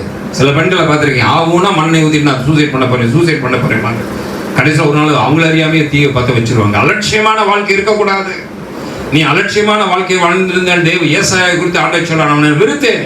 ஏனென்றால் அவன் நான் கொடுத்த ஆசீர்வாதத்தின் மேல அவனுக்கு கவனம் இல்லை. அலட்சியம் பண்ண. 2வது ஒரு மனுஷனை குறித்து பார்க்கணும். நியாயாதிபதிகள் 16வது அதிகாரம் 20வது வசனம் 21வது வசனம். இப்போ சிம்சோனை குறித்து நாம் பார்க்க போறோம். நான் குறிப்பிட்ட சில வசனங்களை தான் எடுக்கிறேன். நிறைய வசனத்தை எடுத்தா நேரம் இருக்காது. அதனால குறிப்பிட்ட சில வசனங்களை தான் எடுக்கிறேன். நம்ம எப்படியெல்லாம் மகிமை இழந்து போகாம நீங்க பாதுகாத்துட்டீங்களா போதுங்க, நீங்க அப்படியே வளர்ந்து வருவீங்க. கொஞ்ச நாளா நான் உங்க மத்தியில தேவ மகிமையை குறித்து நான் பேசிக்கொண்டு இருக்கிறேன். அந்த மகிமை இருந்தால் பூமிக்குரிய ஆசீர்வாதம்லாம் தானாக கடந்து வரும். ஹல்லேலூயா. ஒரு பொண்ணை கல்யாணம் பண்ணும்போது, ஒரு அசிரியான பொண்ணை கல்யாணம் பண்ணிட்டீங்க. அவளை கல்யாணம் பண்ணும்போது அவள் கழுத்தில் போட்டுருக்க 100 பவுன் உங்களுக்கு தான். அந்த இதுக்கு 100 பவுனை பற்றி நீங்கள் அவன்கிட்ட போய் கேட்குறீங்க. அவளுக்கு சில வீட்டில் பார்த்துருக்கேன், ஒரு பொண்ணை கல்யாணம் பண்ணும்போது இந்த பொண்ணு கேட்குறதெல்லாம் செய்வாங்க. என்ன கேட்டால் பின்னுக்கு அவ்வளோ சொத்து இருக்கும். அவள் வரும்போது சொத்து என்ன செஞ்சிடும் வந்துடும். அது மாதிரி மகிமை வந்தால் நீ நல்லா இருப்ப, ராஜாவா இருப்ப. அதனால தான் சங்கீதக்காரன் சொல்றான், எனக்கு எத்தனை கோடியான சொத்து இருந்தாலும் மகிமை இல்லாவிட்டால் நான் வெறுமையாயிருவேன் கதறான். தேவப்பிள்ளை முதலாவது இந்த மகிமை குறித்து ஒரு அலட்சியம் இருக்கக்கூடாது. 2வது நியாயாதிபதிகள் 16வது அதிகாரம் 20, 21 நம்ம வாசிக்கிறோம். நியாயாதிபதிகள் 16, 20வது வசனம். அப்பொழுது அவள், சிம்சோனை பெலிஸ்தர் உன்மேல் வந்து விட்டார்கள் என்றான். அவன் நித்திரையை விட்டு எழுந்து கர்த்தர் தன்னை விட்டு விலகினதை அறியாமல். சிம்சோனை குறித்து வாசிக்கிறோம். கர்த்தர் தன்னை விட்டு, நான் திருப்பி சொல்றேன், கர்த்தர் நம்மை விட்டு போறது தெரியாது. கர்த்தர் தன்னை விட்டு விலகினதை அறியாமல் எப்போதும் போல உதறி போட்டு வெளியே போவேன். ஆனா ஆண்டவர் சிம்சோனை விட்டு வெளியே போய்விட்டார். எதற்கு சிம்சோனை விட்டு கர்த்தர் வெளியே போனார் என்றால் அவனுடைய காம இச்சை. தேவபிள்ளையே, அப்ப இந்த அபிஷேகம் மகிமை உங்க மேல தங்கியிருக்க வேண்டும் என்றால் உங்களுக்கு இதோடு ஒரு போராட்டம் உண்டு. கல்லறைக்கு போற வரைக்கும் இந்த போராட்டம் உண்டு. எக்காரணத்தை கொண்டுலாம் இந்த சிம்சோனை குறித்து பார்க்கிறோம். அவன் ஒரு நசரேய விரோதம் உடையவன். பணத்தை தொடக்கூடாது. ஆனா சிங்கத்து வயிற்றுக்குள்ள தேன் இருக்கு. செத்து போன பணத்தை தொடக்கூடாது. ஆனா இவனை வர வைக்கிறதுக்காக தேன் கூட்ட பிசாசு சிங்கத்துக்குள்ள கட்டி வச்சிருக்கான். சிங்கம் செத்து போச்சுன்னா ஈதான் முக்கியம். நாய் செத்து போச்சுன்னா என்ன இருக்கு? தேனா இருக்கும். வீட்டில் ரோட்டில் பூனை செத்து போச்சுன்னா உள்ள தேன் கூட இருக்கு. எல்லாம் ஈ தான் இருக்கும். ஆனால் இதில் தேன் ஈ இருக்கு. ஏன்னா இவன் வீக்னஸே தேனில் இருக்கு. அதை கொண்டு போய் எங்கே வச்சிருச்சு? அது செத்து போன பிணத்துக்குள்ளே வச்சிருச்சு. இவன் நேராக வந்து சாப்பிட்டோன்னே அவன் தீட்டுப்பட ஆரம்பிக்கின்றான். அப்பா அம்மாட்ட வந்து சொல்லியிருந்தா கூட அவங்க மாற்றிருப்பாங்க. தேவபிள்ளைய இச்சை, சிம்சோன் கண்களில் இச்சை. அந்த பெண்ணை உனக்கு அவன் என் கண்ணுக்கு அழகா இருக்கா, கர்த்தருக்கு அழகா இருக்கான்னு கேட்கல, என் கண்ணுக்கு அழகா இருக்கா அவன். தேவபிள்ளையா, 2வதாக தேவ மகிமை நம்ம எப்ப இழக்கிறோம்னா இச்சை, கண்ணினுடைய பார்வை இச்சை. 2வது வாய்ப்பை தவற விடக்கூடாது. என்ன விடக்கூடாது? கர்த்தர் நமக்கு சில வாய்ப்புகளை கொடுத்து கொண்டே இருப்பார். அந்த வாய்ப்புகளை எல்லாம் நம்ம தவற விட்டோம்னா திருப்பி வாய்ப்புகள் கிடைக்க. சிம்சோனுக்கு எத்தனை தடவை வாய்ப்புகள் கொடுத்தாரு தெரியுமா கர்த்தர்? அவன் எவ்வளவோ பாவம் செஞ்சான். காசா வேசிட்ட போனான், தெளிலால் மடியில் படுத்தான், இப்படி ஸ்ட்ரீட்டை போனான். ஆனால் ஆண்டவர் வாய்ப்பை கொடுத்துக்கிட்டே இருக்காரு. அந்த வாய்ப்பெல்லாம் தவற விட்டான். தண்ணிக்குள்ள ஒருத்தன் மூழ்கும் போது அவன் 3 தடவை அவன் பாடி வெளியே வருவான். நான் ஆச்சரியப்படுவேன். முதல் தடவை வெளியே வருவானா, 2வது தடவையும் வெளியே வருவானா, 3வது தடவையும் வெளியே வருவானா, 4வது தடவை தான் உள்ள ஆண்டவர் அதில் சாகும்போது கூட ஒரு வாய்ப்பை கொடுக்குறாரு. அந்த 2வது தடவை வரும்போது ஏதாச்சும் ஒரு கயிறு கிடச்சிருச்சுன்னா அவன் வெளியே வந்துடலாம். தேவபிள்ளை, நம்ம ஆண்டவர் அநேக வாய்ப்புகளை உங்களுக்கு கட்டளையிடுறாரு. கிடைக்கிற வாய்ப்பெல்லாம் வேஸ்ட் ஆக்கிறாதீங்க. நான் ஒரு வாய்ப்பை இழந்தேன், ஆனால் அடுத்த வாய்ப்பில் ஜாக்கிரதை ஆகிட்டேன். நீங்க வாய்ப்பை இழந்து விடாதீர்கள். சிம்சோன் வாய்ப்புகள் கிடைத்தது. கிடைச்ச வாய்ப்பெல்லாம் உனக்கு கர்த்தர் வாய்ப்பை கொடுப்பாரு. ஏதாச்சும் ஒரு நல்ல வாய்ப்பை கொடுத்தாரு, அந்த வாய்ப்பை பிடிச்சிங்க. சிம்சோன் வாழ்க்கையில தேவ மகிமையை காண்ந்தாங்க. அவன் கண்களின் இச்சை, சரீரத்தின் இச்சை, அந்த இச்சை முழுவதும் அவன் மேல இருக்கிற கர்த்தர் அவனை விட்டு விலகுதே அவன் அறியவில்லை. அப்புறம் தான் அவன் கண்கள் பிடுங்கப்பட்டது, மாவரைக்கிறான். கடைசியில் கதறனால கடைசியாக கர்த்தர் தொட்டான்னு பார்க்குறோம். அவனுக்கு கிடைச்ச வாய்ப்புகள், உங்களுக்கு வாய்ப்புகள், ஆலயத்துக்கு வாங்குங்கிறது ஒரு வாய்ப்புகள், ஞானஸ்தானம் எடுக்கிறது ஒரு வாய்ப்பு, எல்லாம் ஊழியம் செய்கிறது ஒரு வாய்ப்பு. கர்த்தர் எப்பெல்லாம் உங்களுக்கு வாய்ப்பு கொடுக்குறாங்க, வாய்ப்பை சரியாக பயன்படுத்திக் கொள்ளுங்க. அந்த வாய்ப்பை சரியாக பயன்படுத்திட்டீங்கன்னா கர்த்தர் உங்களை ஆசீர்வதிப்பார். மூணாவது, சவுலை குறித்து, இவரை குறித்தா ஆழமாக பார்க்க போகிறோம். சவுலை விட்டு கர்த்தர் விலகினார். ஏன் விலகினார் பார்க்க போகிறோம். 1 சாமுவேல் 16வது அதிகாரம் 14வது வசனம். முதல்ல நெகட்டிவ் சைடாக பார்த்துட்டு அதுக்கப்புறம் பாசிட்டிவ் சைடாக நம்ம பார்க்க போகிறோம். 1 சாமுவேல் 16:14 கர்த்தருடைய ஆவி சவுலை விட்டு நீங்கினார். தேவனுடைய பிள்ளை, இப்போ சவுல் கர்த்தருடைய ஆவியை விட்டு கர்த்தரை விட்டு நீங்கினான். அதுக்கு 5 காரணத்தை பார்க்க போகிறோம். அந்த 5 காரணத்தில் முதல் காரணம் 1 சாமுவேல் 28வது அதிகாரம் 7, 8, 9 வசனத்தை பார்க்க போகிறோம். 1 சாமுவேல் 28வது அதிகாரம் 1 சாமுவேல் 28வது அதிகாரம் 7, 8, 9. சவுல் தன் ஊழியக்காரரை நோக்கி, அஞ்சனம் பார்க்கிற ஒரு ஸ்திரியை தேடுங்கள், நான் அவளிடத்துல போய் விசாரிப்பேன் என்றான். அவனுடைய ஊழியக்காரர், இதோ எந்த ஒரு அஞ்சனம் பார்க்கிற ஒரு ஸ்திரீ இருக்கிறாள் என்றான். 8வது வசனம். சவுல் வேஷம் மாறி 2 பேரும் ராத்திரி அந்த ஸ்திரீ இடத்துல போய் சேர்ந்தார்கள். அவளை அவன் நோக்கி, அஞ்சனம் பார்த்து எனக்கு குறி சொல்லு, நான் உன்னிடத்தில் சொல்லி உடனே எழுப்பி வர செய் என்றான். அடுத்த வசனம். அப்பொழுது சவுல் 9வது வசனம். அந்த ஸ்திரீ, சவுல் அஞ்சனம் பார்க்கிற குறி சொல்ல தேசத்தில் இராதபடிக்கு நிர்மூலமாக செய்து நீ அறிவீரே, நீ இப்ப என்னைய மாட்டி வைக்கிறீரே அப்படி என்று கதறுகிறாள். தேவனுடைய முதலாவது சவுளுடைய வாழ்க்கையில அவன் மேற்கொண்ட ஒரு பாவத்திலிருந்து மேற்கொண்ட பிறகு திருப்பி அதுக்கு அடிமையாயிடக்கூடாது. இப்ப அந்த குறி சொல்றவங்களையும் அஞ்சனக்காரரையும் துரைத்து விட்டது அந்த சவுல். நீ ரட்சிக்கப்படுறதுக்கு ஒரு பாவம், உங்களுக்கு ஏதாச்சும் ஒரு பாவம் வந்துருக்கு. சிலர் குடிக்கல பாவம் வந்துருப்பீங்க, சிலர் சிகரெட்டில் பாவம் வந்துருப்பீங்க. நானும் சினிமா முகத்தில் பாவத்தில் இருந்தேன். நான் கடைசி நேரத்தில் இந்த ஊர்லேருந்து வருவோம். நானே என் சித்தி பையனா காலையில் ஒரு ஷோ, மதியானம் ஒரு ஷோ, முடிஞ்சால் நைட்டு ஒரு ஷோ. ஏன்னா எங்களுக்கு அங்கேருந்து வர்றது தூரம், கண் என்னத்துக்காக 3 ஷோவை பார்க்கக்கூடிய அளவுக்கு 2 ஷோவை பார்ப்பேன். எத்தனையோ ஷோ விடாமல் பார்த்துட்டு இருந்தோம். ஒவ்வொருத்தருக்கும் ஒவ்வொரு பாவங்கள் இருக்கேன்.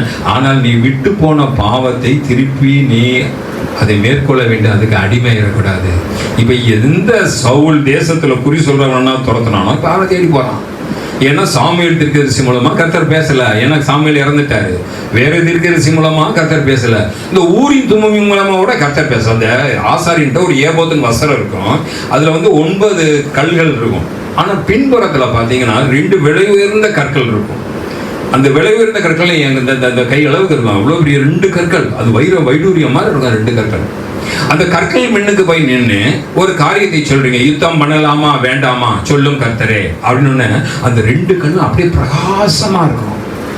பவர்ஃபுல் 100 வாட்ஸ் பல்ப் மாதிரி அப்படியே அந்த 2 கல் அப்படியே பிரைட்டா எரியா இருக்கும். எரியா இருந்துச்சுன்னா ஆண்டவர் யுத்தத்துக்கு போன்னு சொல்லிட்டாரு. திருப்பி போய் நிற்கிறான், ஆண்டவரே இந்த தடவை யுத்தத்துக்கு போகலாமா வேண்டாமா. அந்த கல் அப்படியே டிம் ஆயிடுச்சுன்னா ஆண்டவர் எஸ் ஆர் நோ. அந்த கல்லை வச்சு ஆண்டவர் என்ன சொல்லி தருவாரு, எஸ் சார். அதை வச்சுதான் சீட்டு போட்டு இவங்க கண்டுபிடிக்கிறாங்க. அந்த ஊரின் தும்மம் மூலமா கர்த்தர் பேசல, யார் மூலமா பேசலன்னு. இப்ப சவுல் யாரை தேடுறான்னா அஞ்சனம் பார்க்கிற ஸ்திரியை தெரியாது. எந்த பாவம் வேணான்னு வந்தானோ அந்த பாவத்துக்குள்ளேயே விழுந்திருக்க. தேவன் முதலாவது தேவ மகிமை நம்ம இழக்கிறதுக்கு காரணம் என்னன்னா, நீங்க சில சமயத்துல எந்த பாவத்துல ஒரு காலத்துல அடிமையானீங்களோ அந்த பாவத்துக்கு பிசாசு உங்களை கூப்பிட்டு அதுக்கு போயிடாதீங்க. அது மேற்கொள்ளக்கூடிய பலத்தை கர்த்தர் உங்களுக்கு தருவார். பலத்தை தருவார் கர்த்தர். அது திருப்பி கூப்பிடத்தான் செய்யும். உங்களுக்கு காத்திருக்கும். எனக்கு தெரிந்த சில நண்பர்களை பார்த்துருக்கேன். ஒரு காலத்தில் அவங்க அவ்வளோ தூரத்துக்கு ஆண்டவருக்காக ஜொலிச்சாங்க. திருப்பி அந்த பழைய பாவத்தை அவங்க இழுக்க ஆரம்பிச்சிருச்சு. தேவ பிள்ளைங்க, முதலாவது பழைய பாவத்தை மேற்கொள்ளக்கூடிய வல்லமை சவுலுக்கு இல்லை. உங்களுக்கு கர்த்தர் அந்த பலத்தை கர்த்தர் தருவார். நிச்சயமா என்ன செய்வார், அந்த பலத்தை கர்த்தர் தருவார். 2வது ஒரு காரியத்தை குறித்து வாசிக்கிறோம். 1 சாமுவேல் 18வது அதிகாரம் 6லிருந்து 8 வரைக்கும் வாசிப்போம். 1 சாமுவேல் 16வது அதிகாரம் 6லிருந்து 8 வரைக்கும். 1 சாமுவேல் 18வது அதிகாரம் 6, 7, 8 வசனங்களை வாசிப்போமா? 1 சாமுவேல் 18வது அதிகாரம் 6, 7, 8.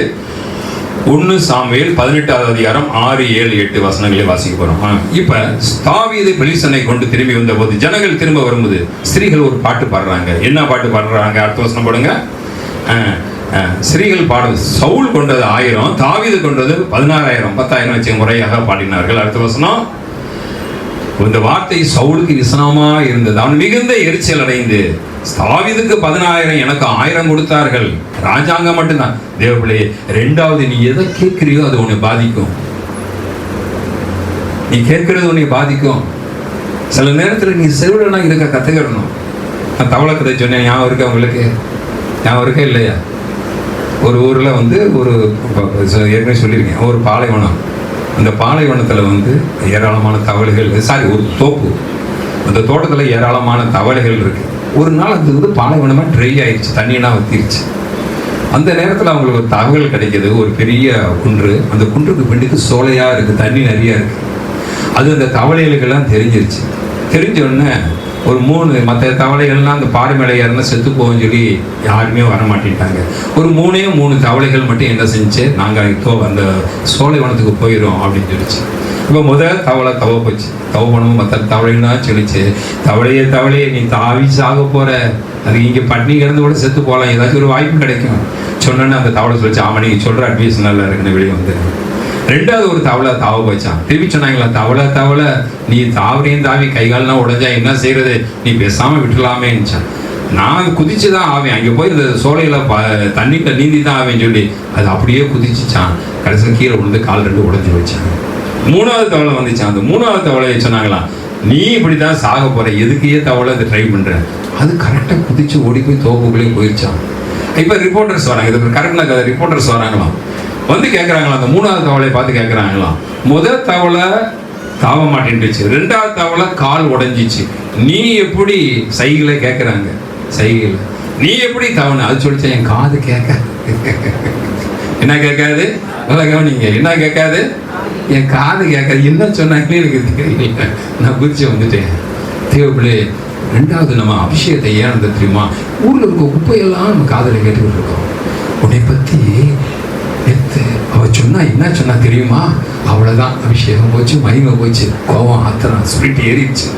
சட்டியில் டக்கு டக்கு டக்கு டக்கு டக்குன்னு வறுக்கிற சத்தமே தெரிஞ்சு போகும், ஏதோ இங்கே நடந்திருக்கு, பானிப்பட்டு போறேன்னு சக்கு சக்கு சக்கு சக்குன்னு சட்டி நடக்கும், டம்முன்னு கேட்கும். எல்லாம் கேட்டால் ஏதோ சம்திங்கிறாங்க, ஏன்னா ஏதோ ஒன்று காதில் விழுந்துருச்சு.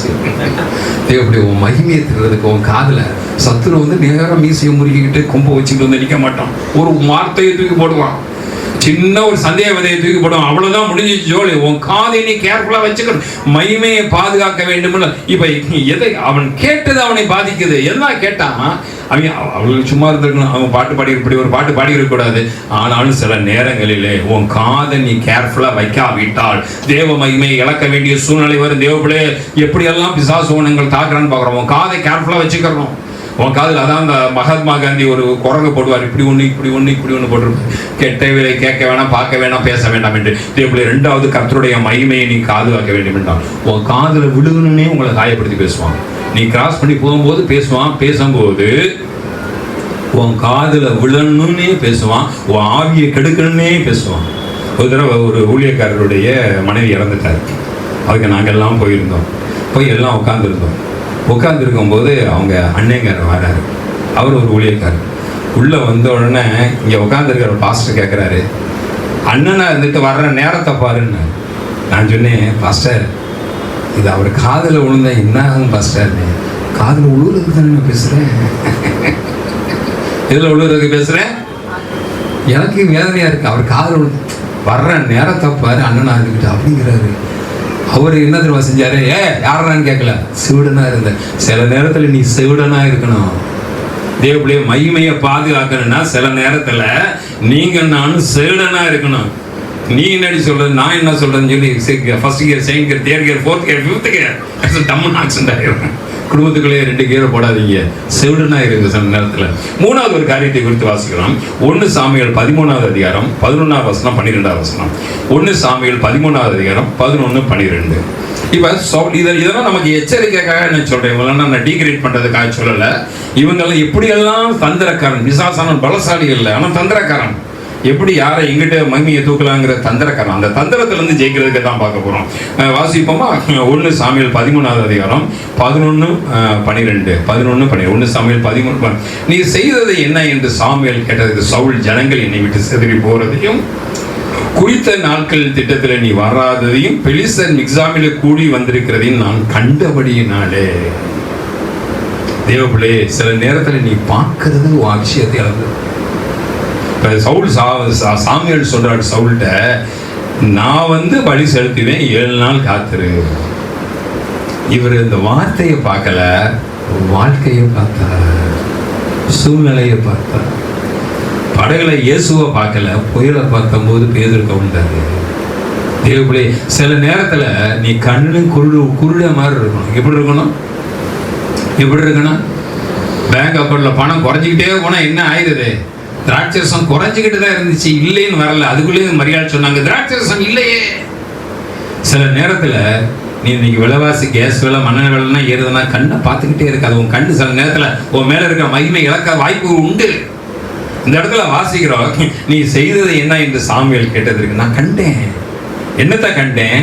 ஜனங்கள் என்னை விட்டு சிதறி போறதை கண்டேன், நீ வராததை கண்டேன், பெலிஸ்தர் எனக்கு எதிராக மிக்சாமையில கூடி வந்திருக்கிறத நான் கண்டேன். அடுத்த வசனம் போடுங்க. அடுத்த வசனம், பெலிஸ்தர் எனக்கு விரோதமாக வந்து விடுவார்கள் என்றும் நீ பார்த்ததுனால உனக்கு பயம் வந்து விட்டது. சில நேரத்தில் கர்த்தர் பார்க்காத என்றால் நீ பார்க்கக்கூடாது. நான் வாலி வயசுல இருக்கும்போது சில சமயத்தில் கர்த்தர் சொல்லி தருவார். சில பெண்கள் இருக்காங்க, பார்த்தீங்களா, இளம் பெண்கள், அவங்க பார்க்க அவங்க கண்ணை பார்க்காதேம்பாரு. கேட்பேன், எதுக்கு ஆண்டவரே? சில ஆபத்துகள் இருக்கும்பாரு. சில நேரத்தில் சில முகத்தையே பார்க்காதேம்பாரு. அந்த நேரத்தில் என் வீரம் என்ன தெரியுமா? என் விசுவாசத்தில் நான் பெரிய ஆளு தெரியாது.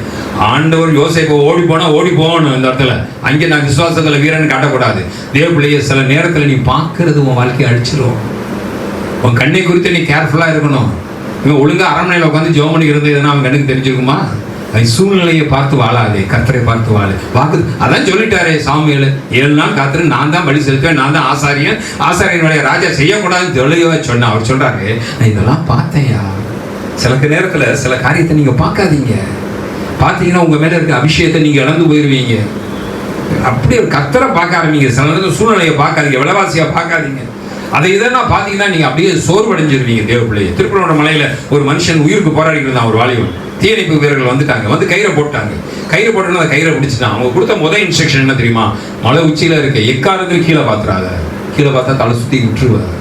சில நேரங்களில் நீ கீழே பார்க்கறதுனால தான் வாழ்க்கையில பிரச்சனை. மேல பாரு.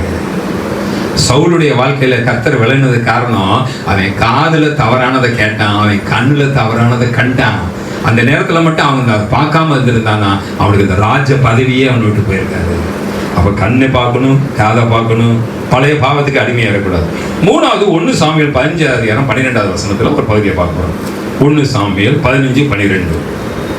1 சாமுவேல் 15:12 வசனம் வாசிக்குமா? மறுநாள் அதிகாலமே சாமுவேல் சவுலை சந்திக்க போனான். அப்ப சவுல் கர்மேலுக்கு வந்து தனக்கு ஒரு ஜெயஸ்தம்பத்தை நாட்டி, தேவபிள்ளையே, பலிபீடம் கட்ட வேண்டிய சவுல் தனக்கு ஒரு ஜெயஸ்தம்பத்தை நாட்டினான். இந்த பெருமை இருக்கு பாத்தீங்களா? ஜெயஸ்தம்பம் தனக்கு. ஆபிரகாம் எங்கெல்லாம் போனானோ, ஈசாக்கு எங்கெல்லாம் போனானோ, யோசேப்பு, தாவீது எல்லாமே எங்க போனானோ ஆண்டவருக்கு பலிபீடம். அப்ப சர்ச்சுங்கிறது பலிபீடம் தான். ஒரு மேடை கட்டி அதில் ஆடை பலியிட்டு அதுக்கு பேர் சர்ச்சு, பழைய ஏற்பாடு சர்ச்சு அப்படிதான் உருவாச்சு. ஆனா இங்க சவுல் என்ன தெரியுமா செய்யறான்? உயிரோடு இருக்கும்போது தனக்கு ஒரு ஜெயஸ்தம்பத்தை கட்ட ஆரம்பிக்கிறான். இருக்கிற ஆபத்திலே பெரிய ஆபத்து. யாராச்சும் உங்களுடைய புகழ்ந்தால் ஜாக்கிரதையா இருக்கணும். ஜெயஸ்தம்பத்தை கட்டிடாதீங்க என்று என் சிஸ்டரை சொல்லியிருந்தேன். 2 நாளைக்கு முன்னுக்கு ஒரு பாஸ்டர்ஸ் மீட்டிங் போயிருந்தேன்.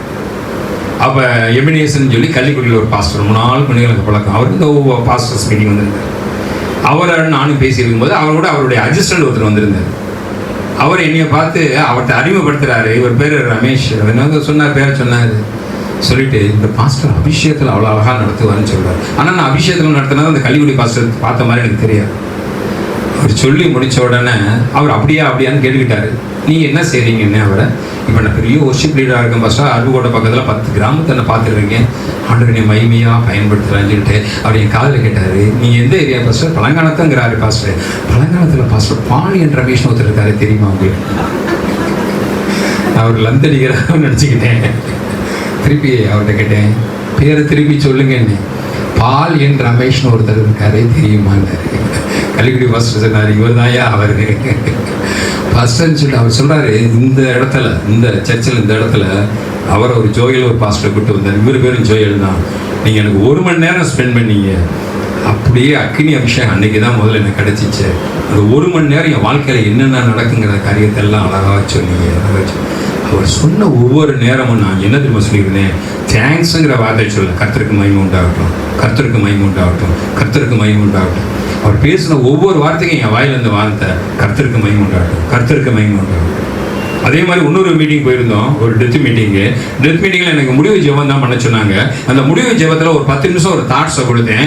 தாட்ஸை கொடுத்தோன்னா எல்லாரையும் டச் ஆகிடுச்சு. என் நண்பருடைய காரில் தான் நான் வந்துட்டுருக்கேன். அவரும் உங்கள் மனைவியும் பேசும்போது, பிரதர் நீங்கள் பாஸ்டர் நீங்கள் கொடுத்தது அது சூப்பர் பாஸ்டர் அந்த செய்தினாங்க. நான் டக்குன்னு எடுத்துகிறேன் அப்படின்னே. என்னை புகழ்ந்தார் பார்த்தீங்களா, அவரை புகழ ஆரம்பிச்சிட்டேன்.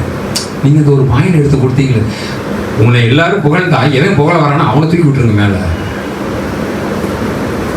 அடுத்து பார்த்தீங்க, அடுத்த பாயிண்ட் என்னன்னா, அடுத்து இன்னொரு பாஸ்டர் சொன்னேன், அவர் சூப்பராக கல்யாண வீட்டில் பிரசங்கம், அவரை தூக்கி விட்டேன்.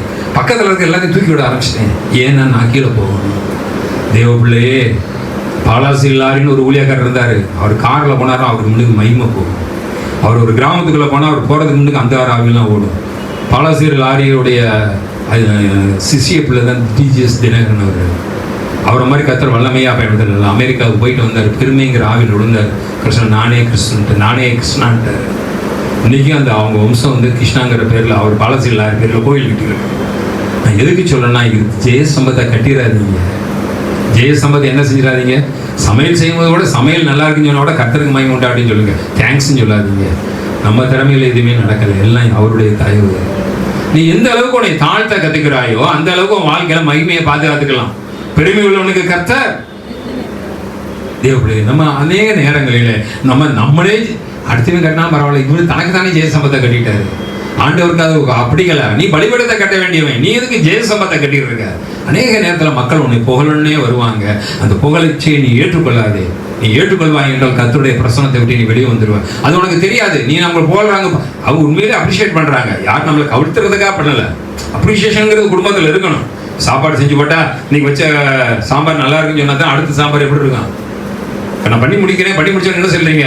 ஃபர்ஸ்ட் இந்த பிரசங்கம் எனக்கு நல்லா இருந்துச்சுன்னா எங்களுக்கு ஒரு உற்சாகம் வரும். உற்சாகப்படுத்துறதுக்கு நான் அப்ரிஷியேட் பண்ணணும், நான் வேணான்னு சொல்லலை. ஆனால் அப்ரிஷியேட் நீ எடுத்துக்கலாம், ஆனால் பெருமையை நீ எடுத்துக்கிற கூடாது. கனத்தையும் மகிமையும் அவருக்கு செலுத்த வேண்டும். அதில் மட்டும் நீங்கள் இன்னைக்கு பதுங்க தெரியணும். என்ன செய்ய தெரியணும்? இப்போ திருப்பி இந்த வசனத்தை வாசிப்போம். 1 சாமுவேல் 15:12 போடப்பட்டிருக்கு. சாமுவேல் சவுலை சந்திக்க. சவுல் கர்மேல்ல பலிபீடமே இல்லை. அந்த கர்மேல்ல தனக்கு ஒரு ஜெயசம்பத்தை நாட்டி பின்பு பல இடங்களில் கில்காலுக்கு போனான் என்று சாமுவேலுக்கு அறிவிக்கப்பட்டது. நான் 5வது ஒரு காரியம் சாமுவேலுக்கு கொடுத்தேன். 1 சாமுவேல் 10:9 வாசிக்கிறோம். 1 சாமுவேல் 10:9 1 சாமுவேல் 10:9 வாசிப்போமா? அப்படியே இன்னைக்கு உன் மேல இருக்கிற மகிமையை பாதுகாத்துக்க. 24 மணி நேரம் இந்த மகிமையில தான் இருக்கணும். இந்த பிரசன்ஸ் ஆஃப் காட்லேயே இருக்கணும். அப்படி இருப்பாய் என்றால் உன் ஆயுஸ் நாட்கள் பெருகும். உனக்கு தேவையான பொருளாதாரத்தை கர்த்தர் தருவார். ஒரு மனமகிழ்ச்சியை தருவார். ஒரு ஆளை பார்க்கும்போதே எதிர்காலத்தை சொல்லுவார். ஒரு இடத்துக்கு போகும்போது ஒரு தீர்மானம் எடுக்காத நேரத்தில் தீர்மானம் எடுப்பார். பல காரியங்கள் இந்த மகிமையில இருக்கு. இந்த பூமிக்குரியவன் அல்ல, நீ வானத்துக்குரியவனாக மாறிவிடும். இங்கே வாசிக்கிறோம், அவன் சவுலை விட்டு திரும்பின போது கர்த்தர் அவனுக்கு வேற இருதயத்தை கொடுத்தார். அந்த அடையாளங்க. அப்ப சாமுவேலை சந்தித்து விட்டு சவுல் போகும்போது அவனுக்கு ஆண்டவர் ஒரு புதிய இருதயத்தை கொடுத்தார். ஆனால் அந்த சவுல் அதோடு விட்டுட்டாரு.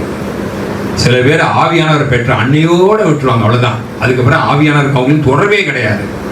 இந்த சவுல் வந்து அனுதினம் தன்னை புதுப்பிக்கவில்லை. பாஸ்டர் நீங்க ஆராதனை சொன்னார் பாத்தீங்களா? இந்த அபிஷேகங்கிறது நேற்று அபிஷேகத்தை வச்சு இன்னைக்கு வாழ்க்கை நடத்த முடியாது, இன்னைக்கு பிரசங்கம் பண்ண முடியாது, பாட முடியாது. சவுலுக்கு ஆண்டவர் வேற இருதயத்தை கொடுத்தார். அதற்கடுத்து தினந்தோறும் தேவ சமூகத்தில் காத்திருக்கக்கூடிய கிருபையை சவுல் பெறவில்லை. தேவப்பிள்ளை 5வது பாயிண்ட், அந்த சவுல் வந்து ஒரு நாள் ரட்சிக்கப்பட்டா போதாது. நீ என்னைக்கு ரட்சிக்கப்பட்ட அன்னைக்கு ரட்சிக்கப்பட்டு.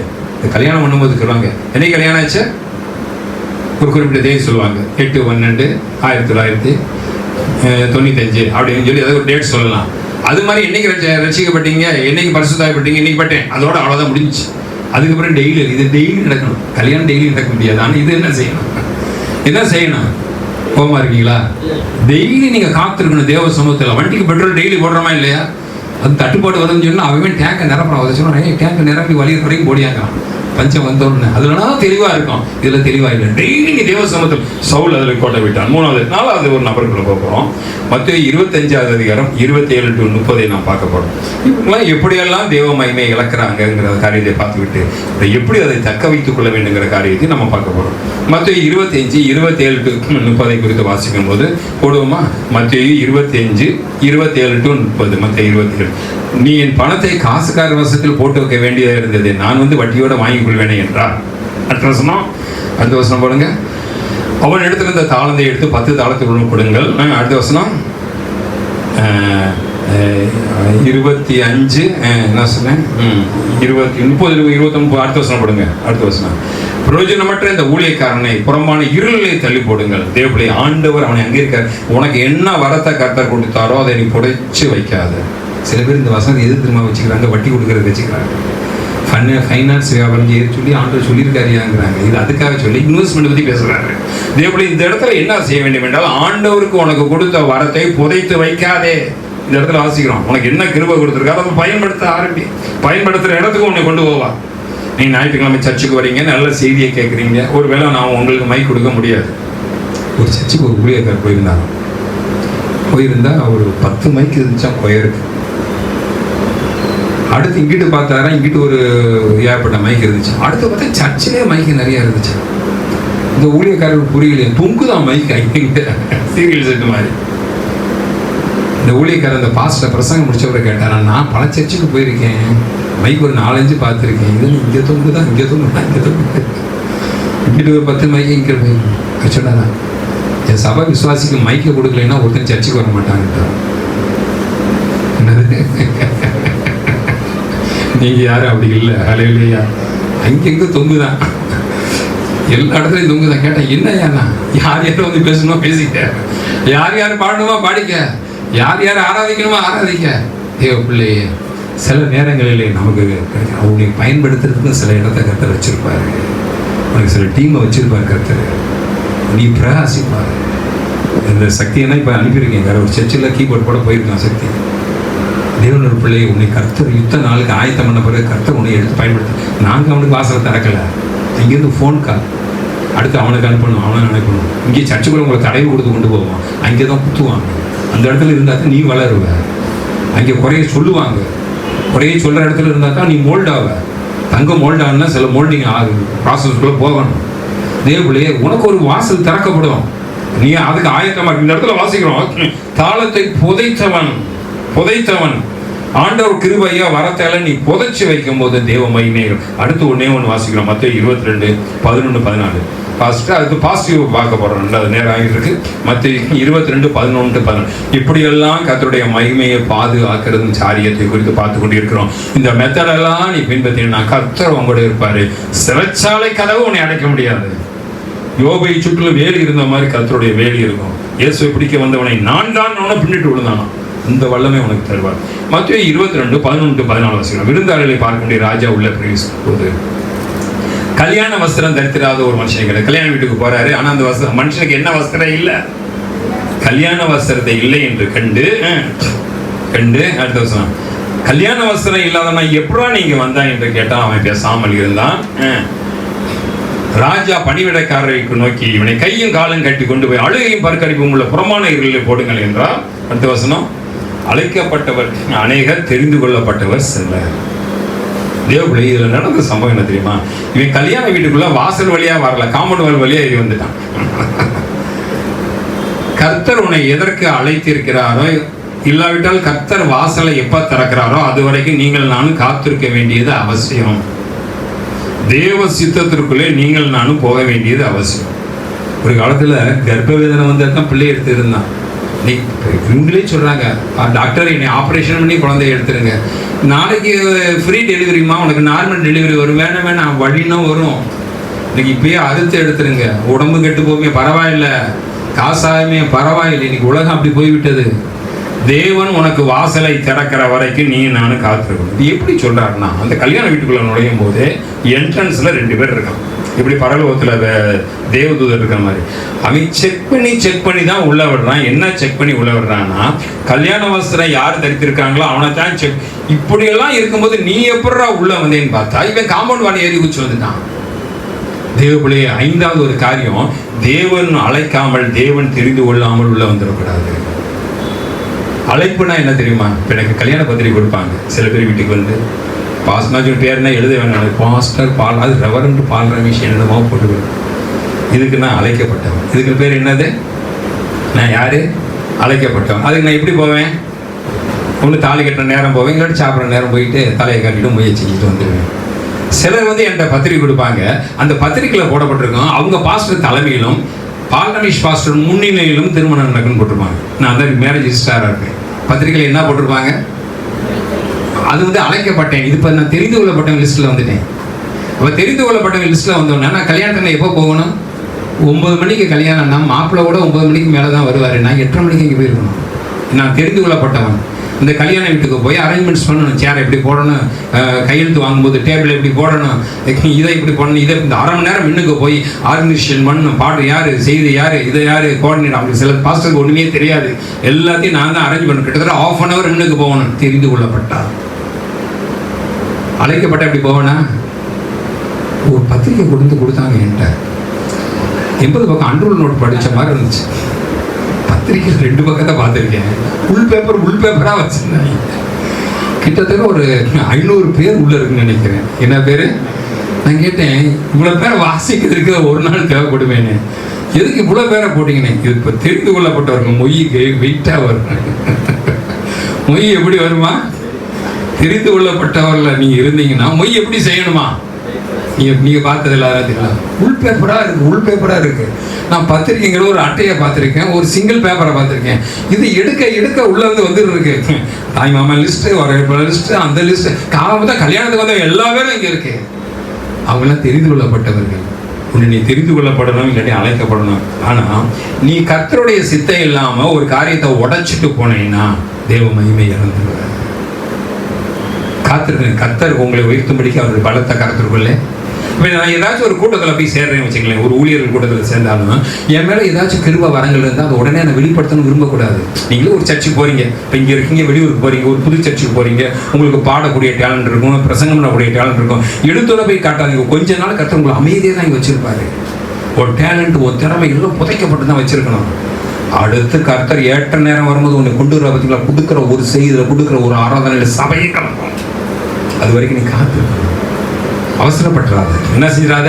அவசரப்பட்டுறாத. தேவப்பிள்ளையே, இந்த இடத்துல உள்ள பிரச்சனை என்னன்னா, அவன் வாசல் வழியா வரல, தேவ சித்தத்தின்படி வரல, தேவன் திறந்த பிறகு வரல, இவன் கள்ளத்தனமா ஏறி வந்தான். நீ யோவான்ல வாசிச்சா தெரியும், வாசல் காக்கிறவன் ஆடுகளை திறக்கிறான். ஆனா திருடன் எப்படி வருவான்? ஏறி வச்சு. நம்ம வீட்டுக்கு திருடன் வந்தா எப்படி வருவான்? காலிங் பெல் அடிச்சு, இன்லாண்ட் லெட்டர் போட்டு, இல்லாட்டி நம்மள வாட்ஸ்அப்பில் போட்டு, இத்தனாம் தேதி இத்தனை மணிக்கு வரேன், சிக்கன் 65 பிரியாணி எல்லாம் செஞ்சு வச்சுருங்க, என் கூட 2 ஃப்ரெண்ட்ஸை கூப்பிட்டு வரேன். அப்படியே வருவான். வர்றதும் தெரியாது, போகிறதும் தெரியாது. அதுக்கு பிறகு தான் திருடு. சில நேரத்தில் அந்த திருட்டு வேலையை நம்ம பண்ணிடுறோம். தேவப்பிள்ளையே, அப்போ 5 காரியத்தை பார்த்தோம், எப்படி மனுஷன் மகிமை இழக்கிறான். கடைசியில் இன்னும் 2 காரியத்தை வேகமாக பார்த்து செய்திகளை முடிக்க போகிறேன். ஒரு குடும்பம் தேவ மகிமை இழந்ததை பார்க்க போகிறோம். முதல்ல என்ன பார்த்தோம்?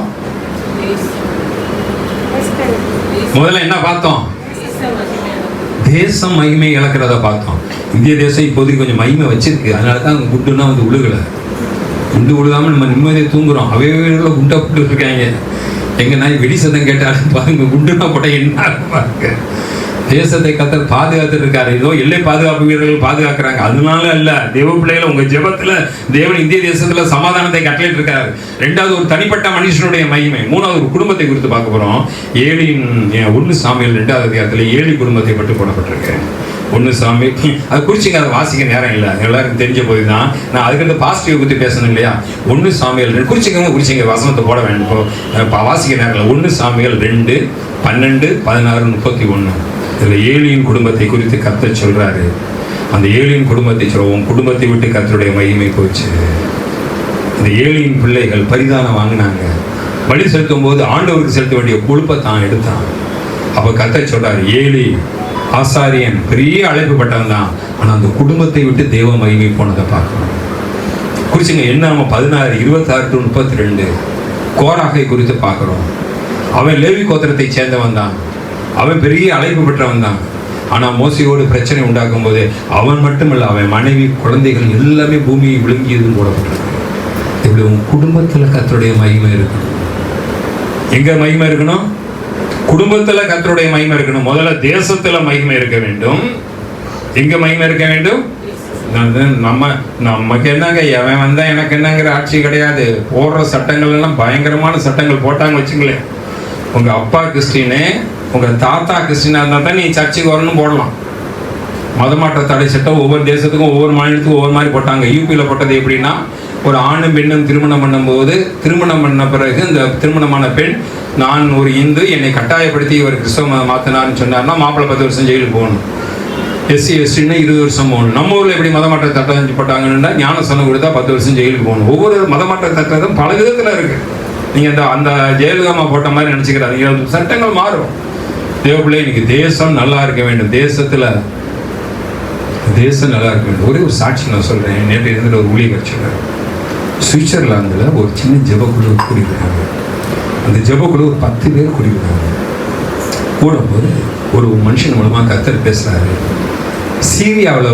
சிரியாவில் போய் நீ காஸ்பல் சொல்லணும், யார் போறீங்கன்னு கேட்குறாரு. ஒரு 25 வயசு வரைக்கும் கையை தூக்குறாங்க. தூக்கினோடனே அவன் சொன்னான் சரின்னு சொல்லி அவனை ஏர்போர்ட்டுக்கு அனுப்பியாச்சான். ஒரு அப்பார்ட்மெண்ட்டில் ஒரு வீடு அவனுக்கு வச்சுருந்தாங்களாம். அந்த வீட்டில் போய் தங்கியிருந்தாங்க. தங்கிட்டு ஆண்டவரை சிரியாவுக்கு என்னை ஊழியத்துக்கு கொண்டு வந்து ரொம்ப சந்தோஷம் ஆண்டவர் சொல்லி செபித்து கொண்டு இருக்கும்போது கதவை தட்டுற சத்தம் கிடைச்சான். உடனே கதவை திறந்தாங்க. கதவை திறந்து யாருன்னு பார்த்தா ஒரு தாடி வச்சு ஒருத்தங்க ஒரு வாலிபன் வந்தாங்க. இங்கே அண்ணன் எடுத்தாங்க. நேராக அவன் நெற்றியில் வச்சு டப்புன்னு அடித்தாங்க. ஸ்பாட்டில் காலியாக அது பாடியை சுவிட்சர்லாந்து கொண்டு வந்துட்டாங்க. திருப்பி அந்த 10 பேர் முழங்கால் போட்டு ஜெபம் பண்ணுறாங்க. ஜெபம் பண்ணும்போது அதே ஆள் மூலமாக திருப்பி கர்த்தர் பேசுகிறாராம். யார் சிரியாவுக்கு சுவிசேஷம் சொல்ல போகிறதுன்னு கேட்டாங்களா. அப்போ கொஞ்சம் வயசானவர் ஒருத்தர் கையை தூக்குனாங்க. மற்றவங்கன்னா கேட்டாங்களாம், ஏற்கனவே ஒரு வாலிபன் போய் செத்துட்டானே, இப்போ நீங்களும் போய் சாக போகிறீங்களான்னு கேட்டாங்களா. இல்லை, நான் என்னைய பிரதிஷ்டை பண்ணுறேன்னு சொல்லி அதே அப்பார்ட்மெண்ட்டில் அதே ரூமில் போய் தங்கினாராம். திருப்பி அவருக்கு முழங்கால் போட்டு ஜெபம் பண்ணுறாராம். திருப்பி கதவு தட்டப்படுதான். கதவு தட்டப்படனே நினச்சாராம், ஆண்டவர் ஒரு ஜெபம் பண்ணாரா. ஆண்டவரே, நான் சாக போகிறேன், நான் உனக்கு ஒரு ஜெபம் பண்ணுறேன், நான் வேதனை இல்லாமல் சாகணும், என்னை சித்திரவதைப்படுத்தி நான் சாகக்கூடாது, அவன் என்னை தாக்கணும், உடனே நான் சாகணும் அப்படின்னு ஒரு ஜெபம் பண்ணிட்டு கதவை திறந்தான். அதில் அதே மாதிரி ஒரு தீவிரவாதி நிற்கிறாங்க. நின்று சொல்கிறானோ, உன் பேர் இதானா, எல்லாம் கேட்டுட்டு என் கூட வாங்குறாங்க. கூட கூட்டு போனால் 350 பேர் உள்ள ஒரு கூட்டத்துக்கு கேங் கூட்டு போகிறான். 350 பேர். இந்த 350 பேர் யாருன்னா ஐஎஸ் தீவிரவாதிகள். ஐஎஸ்ஐ கேள்விப்பட்டீங்க. 350 பேர் போன உடனே அந்த தலைவன் அவனை பார்த்தானா, ஐயா நீ சுவிட்சர்லாந்து வந்த அந்த மனுஷனா? ஆமாம். எதுக்கு என்னை கூப்பிட்டு வந்தீங்கன்னு கேட்டாங்க. அவன் சொன்னான்னா, உங்கள் தேசத்துலேருந்து ஏற்கனவே அதே ரூமில் ஒரு கிறிஸ்தவன் வந்தான், அவனை நாங்கள் ஷூட் பண்ணி கொண்டோம், அவனை கொன்னதுலேருந்து ராத்திரி எங்கள் தூக்கம் போச்சு, எங்கள் கைகாலெலாம் ஆடிக்கிட்டே கிடக்கு, ஏன்னே எங்களுக்கு தெரியல, இதுக்கு விடுதலை எங்களுக்கு வேணும், அதுக்காக தான் அவனை கூப்பிட்டு வந்தோம். அந்த பெரியவர் சொன்னார், நான் இயேசுங்கிற ஒருத்தர் இருக்காரு, அவர் உங்கள் பாவத்தை மன்னிப்பார், ஏற்றுக்கொள்ளணும். 350 பேர் சிரியாவில் நடந்த உண்மை சொல்லுவாங்க. அந்த 2வது ஒரு வயசானவர் ஒப்பு கொடுக்கலைன்னா அந்த 350 பேர் இழந்து எவ்வளோ டெடிக்கேஷன் பண்ணி போயிருக்காங்க பற்றியா தேவப்பிள்ளையே. இந்த தேசத்தை பாதுகாக்கும்படி நமக்கு சில காரியத்தை நிற்க வேண்டியது அவசியம். அந்த சிரியாவை பாதுகாக்கும்படி சுவிட்சர்லாந்துக்காரன் போகணும். என்னங்க அவசியம்? தேசத்துக்காக ஜெபிக்கணும், தனிப்பட்ட மகிமைக்காக ஜெபிக்கணும், குடும்பத்துக்காக ஜெபிக்கணும். கோராகை குறித்து என்னாமும் 16 வீட்டில் வாசிங்க. 26-32 இந்த கோராகு குடும்பம் இல்லாமல் போயிடுச்சு. குடும்பத்தின் மேலே 4வது ஒரு காரியத்தை நானே சொல்லி குறிச்சுங்க. ஒரு கூட்டத்தை விட்டு கர்த்தர் எதை விட்டு நீங்க வா, எதை விட்டு நீங்க வரா? ஒரு கூட்டத்தை விட்டு. மத்தேயு 25:5-10-13 குறிச்சுங்க. புத்தி இல்லாத கன்னிகைகள். அப்போ 5 கன்னிகைகள் புத்தி உள்ளவர்களா இருந்தாங்க. அந்த புத்தி உள்ளவர்கள் உள்ள போயிட்டாங்க என்னையோடு. ஆனால் புத்தி இல்லாத 5 பேரையும் கர்த்தர் கைவிட, அது கூட அழுகையும் பார்க்கடிக்கும் உள்ள இடத்துக்கு அவங்களை கொண்டு போங்கன்றாரு. இதே சில நேரத்தில் ஒரு கூட்டத்தை விட்டு கர்த்தர் போவார்.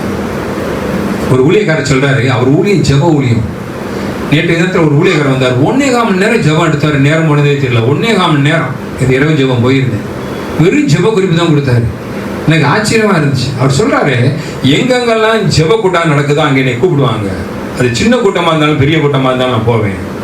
ஆனால் நான் போகிறதுக்கு முன்னாடி தெரியும் அங்கே அனல் இல்லாமல் இருப்பாங்க. அங்கே போய் 2 ஜெபபாரத்தை வச்சு ஒரு ஜெபம் பண்ணோன்னா அவங்களாம் அக்கினியாக மாறிடுவாங்க. இந்த ஜெப கூட நெருப்பாக எரிய ஆரம்பிச்சு. தேவனுடைய கூட்டங்கள் சின்ன கூட்டம் நினைக்காதீங்க, அதை பெரிய ஆசீர்வாதம். நான் ஒரு முறை ஆரப்பாளையம் பக்கத்தில் ஒரு வீட்டில் வீட்டு ஜெப கூட்டம் நடத்துவேன். அந்த வீட்டு ஜெபம் கூட்டும் போது ஒரு 10 பேர் 15 பேர் வருவாங்க. இது மாதிரி அங்கங்கே ஆரம்ப காலத்தில் எனக்கு சர்ச்சை ஊழியர்கள் வீட்டு கூட்டங்கள் தான் நடந்துச்சு. அன்றைக்கி அந்த வீட்டு கூட்டத்தை நான் பெருசாக எண்ண மாட்டேன். ஒரு ஊழியக்காரர் தான் எனக்கு சொல்லி கொடுத்தாரு, இந்த 5 பேர் 10 பேர் இருக்காங்கன்னு நினைச்சு நீ அற்பமாக நினைக்காது, அது உனக்கு ஆசீர்வாதமாக இருக்குன்னாரு. இப்படி தான் சின்ன கூட்டங்கள்லாம் நடத்துறேன். ஒரு கல்யாண வீட்டுக்கு போனால் கிட்டத்தட்ட 100 பேர் என்னை பாஸ்டர் பேசலாம்ங்கிறாங்க.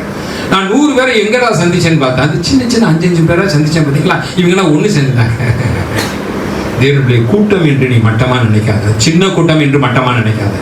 கூட்டத்தை விட்டு கர்த்தர் போனார். நீங்க புத்தி உள்ள கண்ணியை கூட்டத்துக்குள்ள கர்த்தர் இருந்தாரு, புத்தி இல்லாத கண்ணிகளை கர்த்தர் இல்லை. நீங்க அழுகையும் பற்கரிப்பும் உள்ள எடுத்துக்கிட்டு முதல்ல தேசத்தின் மேல, 2வது தனிநபர் மேல, 3வது குடும்பத்தின் மேல, 4வது நீங்க போற கூட்டத்தின் மேல கர்த்தருடைய மகிமை இருக்கு. சரி, இதெல்லாம் நெகட்டிவா பார்த்துருவோம். நீ பாசிட்டிவ்ல ஒன்று பார்த்து நம்ம முடிக்க போற நேரம் ஆயிடுச்சு. ஆதியாகமம் 3வது அதிகாரம் 7வது வசனம். ஆதியாகமம் 3:7, லூக்கா 24:30-31 வசனம். எப்படி நம்ம அந்த மகிமையை பத்தி நான் ஏற்கனவே நிறைய டீச்சர் விட்டுட்டேன். இப்படியெல்லாம் மகிமையை பார்க்கலாம்னு சொல்லிட்டேன். இன்னைக்கு ஒரே ஒரு தாட்ஸ், ஏன்னா ஒரே நேரத்தில் எவ்வளோதான் கொடுக்க முடியும்? இலையில எவ்வளோதான் போட்டாலும் சாப்பிட்ற அளவு தானே சாப்பிட முடியும். ஒரே நாளையில் 10 நாள் சாப்பாடு போட முடியாது. அதனால கொஞ்சம் கொஞ்சமாக உங்களுக்கு கொடுத்துட்ருக்கேன். இன்னைக்கு வேற விதத்தில் கொடுக்க போறேன். ஆதியாகமம் 3:7 நடந்த சம்பவம். மகிமை நம்ம இழக்கிறதுக்கு காரணம் என்னன்னா, அவர்கள் இருவருடைய கண்களும் திறக்கப்பட்டது. ஆதாம் ஏவாள் மகிமையை இழந்ததுக்கு காரணம் அவங்களுடைய பாவ கண்கள் திறக்கப்பட்டது. நமக்கு 2 கண்ணு இருக்கு. ஒன்று பாவ கண்ணு இருக்கு, அப்படி என்ன கண்ணு இருக்கு? சிலர் பார்த்தீங்கன்னா கல்யாண வீட்டுக்கு போனா இந்த பொண்ணு கழுத்துல எத்தனை பவுன் போட்டுக்கணும் கரெக்டாக சொன்னாங்க. எனக்கு அவன் நகை போட்டதால இல்லையான்னு சொல்ல தெரியல. அவ போட்டிருக்க சேரீ என்ன கலரு, எந்த கடையில் வாங்கியிருப்பான், என்ன ரேட்டு கரெக்டாக சொன்னாங்க. எனக்கு பார்த்தேன் அந்த கண்ணு எனக்கு இல்லையப்பா, இவ்வளோ தெளிவாச்சு. கடைசி வர முட்டான்ட்டாங்க. யூ ஆர் எ ஃபூல் அப்படின்ட்டாங்க. தேவ பிள்ளையே, நம்ம சில நேரங்களிலே நம்ம பாவ கண்கள் திறக்கக்கூடாது. என்ன கண் திறக்கக்கூடாது? நம்ம ஏன் தெரியுமா ஒருத்தனை ரொம்ப பாராட்டி பேசுகிறோம், ஒருத்தனை கனம் பண்ணுறோம், ஒருத்தன் கனவீனம் பண்ணுறோன்னா, இந்த பாவக்கண் பார்க்கும்போது அவனுடைய சிறுமியை பார்த்தோன்னா உட்காந்து அந்த எடுத்துடணுன்னே விழுக்கிறது காரணம் இந்த பாவக்கண் நமக்கு திறக்கிறதுனால தான் நமக்குள்ள இந்த ஏற்ற இறக்கங்கள் இருக்கு. இந்த பாவக்கண்ணை மட்டும் எப்பயுமே திறந்து விடக்கூடாது. அநேக நேரங்களில் இந்த பாவக்கண்ணை பிசாசு திறந்து விட்டுறோம். நீங்கள் கிறிஸ்துவுக்குள்ள வந்தாலும் பரிசுத்தாவின் அபிஷேகத்தை பெற்றிருந்தாலும் இந்த கண்ணு ஸ்லீப்பிங் கண்டிஷனில் தான் இருக்க ஒழிய அழியல. எனக்கு இடையில ஒரு பிரச்சனை வந்துச்சு, ஒரு சின்ன டிஸ்டர்பன்ஸ் ஆயிடுச்சு உடம்புல, ஒரு கிருமி வந்துருச்சு. இப்போ இல்லை, கிருமி வந்துருச்சு. கிருமி வந்தோன்னா ஒரு சித்தா டாக்டரை பார்த்தேன். அவர் மருந்து கொடுத்தாரு. மருந்து கொடுத்து எல்லாம் கிளியர் ஆயிடுச்சு. அவர் அப்போ இன்ஸ்ட்ரக்ஷன் கொடுத்தாரு, இந்த கருவாடு சேர்க்காதீங்க, சில காரியத்தை சேர்க்காதீங்கன்னாரு. நான் அவரை பார்த்து கேட்டேன், எனக்கு தான் எல்லாம் கம்ப்ளீட்டாக ஹீலிங் ஆயிடுச்சு, எதுக்கு கருவாடு சேர்க்கக்கூடாதுங்கிறீங்க? அவர் சொல்லணும், அந்த கிருமியை அழியில கிருமியை டெட் செல்ல ஆக்கி வச்சிருக்கோம், தூங்க வச்சிருக்கேன். அந்த கிருமியை என்ன செய்ய வச்சிருக்கேன்? உள்ள தூங்கிறதுக்கு. நீங்க அதை சாப்பிட்டீங்கன்னா எந்திரிச்சிடும். நீங்க என்னவோ அந்த வியாதியிலேருந்து விடுதலை ஆகிட்டீங்கன்னு நினைக்காதீங்க. அது உங்களுக்குள்ள என்ன செஞ்சுக்கிறதுக்கு? தூங்க வைக்கிற ஸ்டேஜில் வச்சுட்டேன். அது செயல்பாடு இல்லாமல் அதை பேரலிக் அட்டாக் ஆகிட்டேன். நான் கொடுத்த மருந்து அதை தான் செஞ்சிருக்கு. நீ விடுதலை ஆகிட்டேன்னு நினைக்காத, அது தூங்கிறதுக்கு. அதை எழுப்பி விட்டுறாத. தேவ பிள்ளையே, நீ ரட்சிக்கப்பட்டாலும் பரிசுத்தாவின் அபிஷேகத்தை பெற்றாலும் என்ன செஞ்சாலும் பாவக்கண்ணை திறந்துடக்கூடாது. அந்த பாவக்கண்ணை பிரகாசம் உள்ள மனக்கண்ணை தான் ஆண்டவர்கிட்ட கேட்கணும். இந்த கண்ணை கேட்டக்கூடாது, பாவக்கண்ணை திறக்க விட்டுறாதீங்க. சில நேரத்தில் அந்த கண்ணை திறந்தீங்கன்னா அவன் வாழ்க்கையில் அவன் அப்படி இருக்கான், நான் இப்படி இருக்கேன்னா பார்க்குற காரணம் பாவக்கண்ணை திறந்துடுறாரு. நான் ஒரு தடவை கேட்டேன் ஆண்டவர்கிட்ட, ஆண்டவரே எல்லாம் காரில் போகிறாங்களே பாஸ்டர்ஸ், இப்போ எங்களுக்கு நல்லா அந்த வசதியை கொடுத்தீங்கன்னா, டிரைவருக்கு சம்பளம் போடக்கூடிய வசதி கொடுத்தீங்கன்னா காரில் போகலாமே அப்படி ஜெபம் பண்ணிட்டு வந்து உட்காந்தேன். 18 கிலோமீட்டர் தள்ளி ஒரு போன வாரம் போயிட்டு வந்தேன். விஜயகுமார் தான் வந்தார். அப்படி உட்காந்து பேசியிருக்கும் போது பக்கத்தில் ஒரு பாஸ்டர் உட்காந்துருந்தார். அவரை பார்த்து கேட்டேன், பாஸ்டர் நீங்கள் எங்கேருந்து வரீங்க? சிக்கந்தர் சாவிலேருந்து வரீங்க. எத்தனை கிலோமீட்டர்? இங்கேருந்து 20 கிலோமீட்டர். நீங்கள் எதில் வந்தீங்கன்னு கேட்டீங்க. சைக்கிளில் வந்தீங்க. எனக்கு தூக்கி வாரி போடிச்சு. இவ்வளோ நேரம் நம்ம ஆண்டவர்கிட்ட எப்படி கோபமாக இருந்து ஆண்டவர் வந்தார். எப்படியா வந்து 18 கிலோமீட்டர்? அதெல்லாம் எனக்கு சர்வசாதாரண பாஸ்டர். தேவ பிள்ளைய கர்த்தர் உங்களை எந்த நிலைமையில வச்சிருக்காரோ அந்த நிலைமைக்கு ஏறிப்போங்க.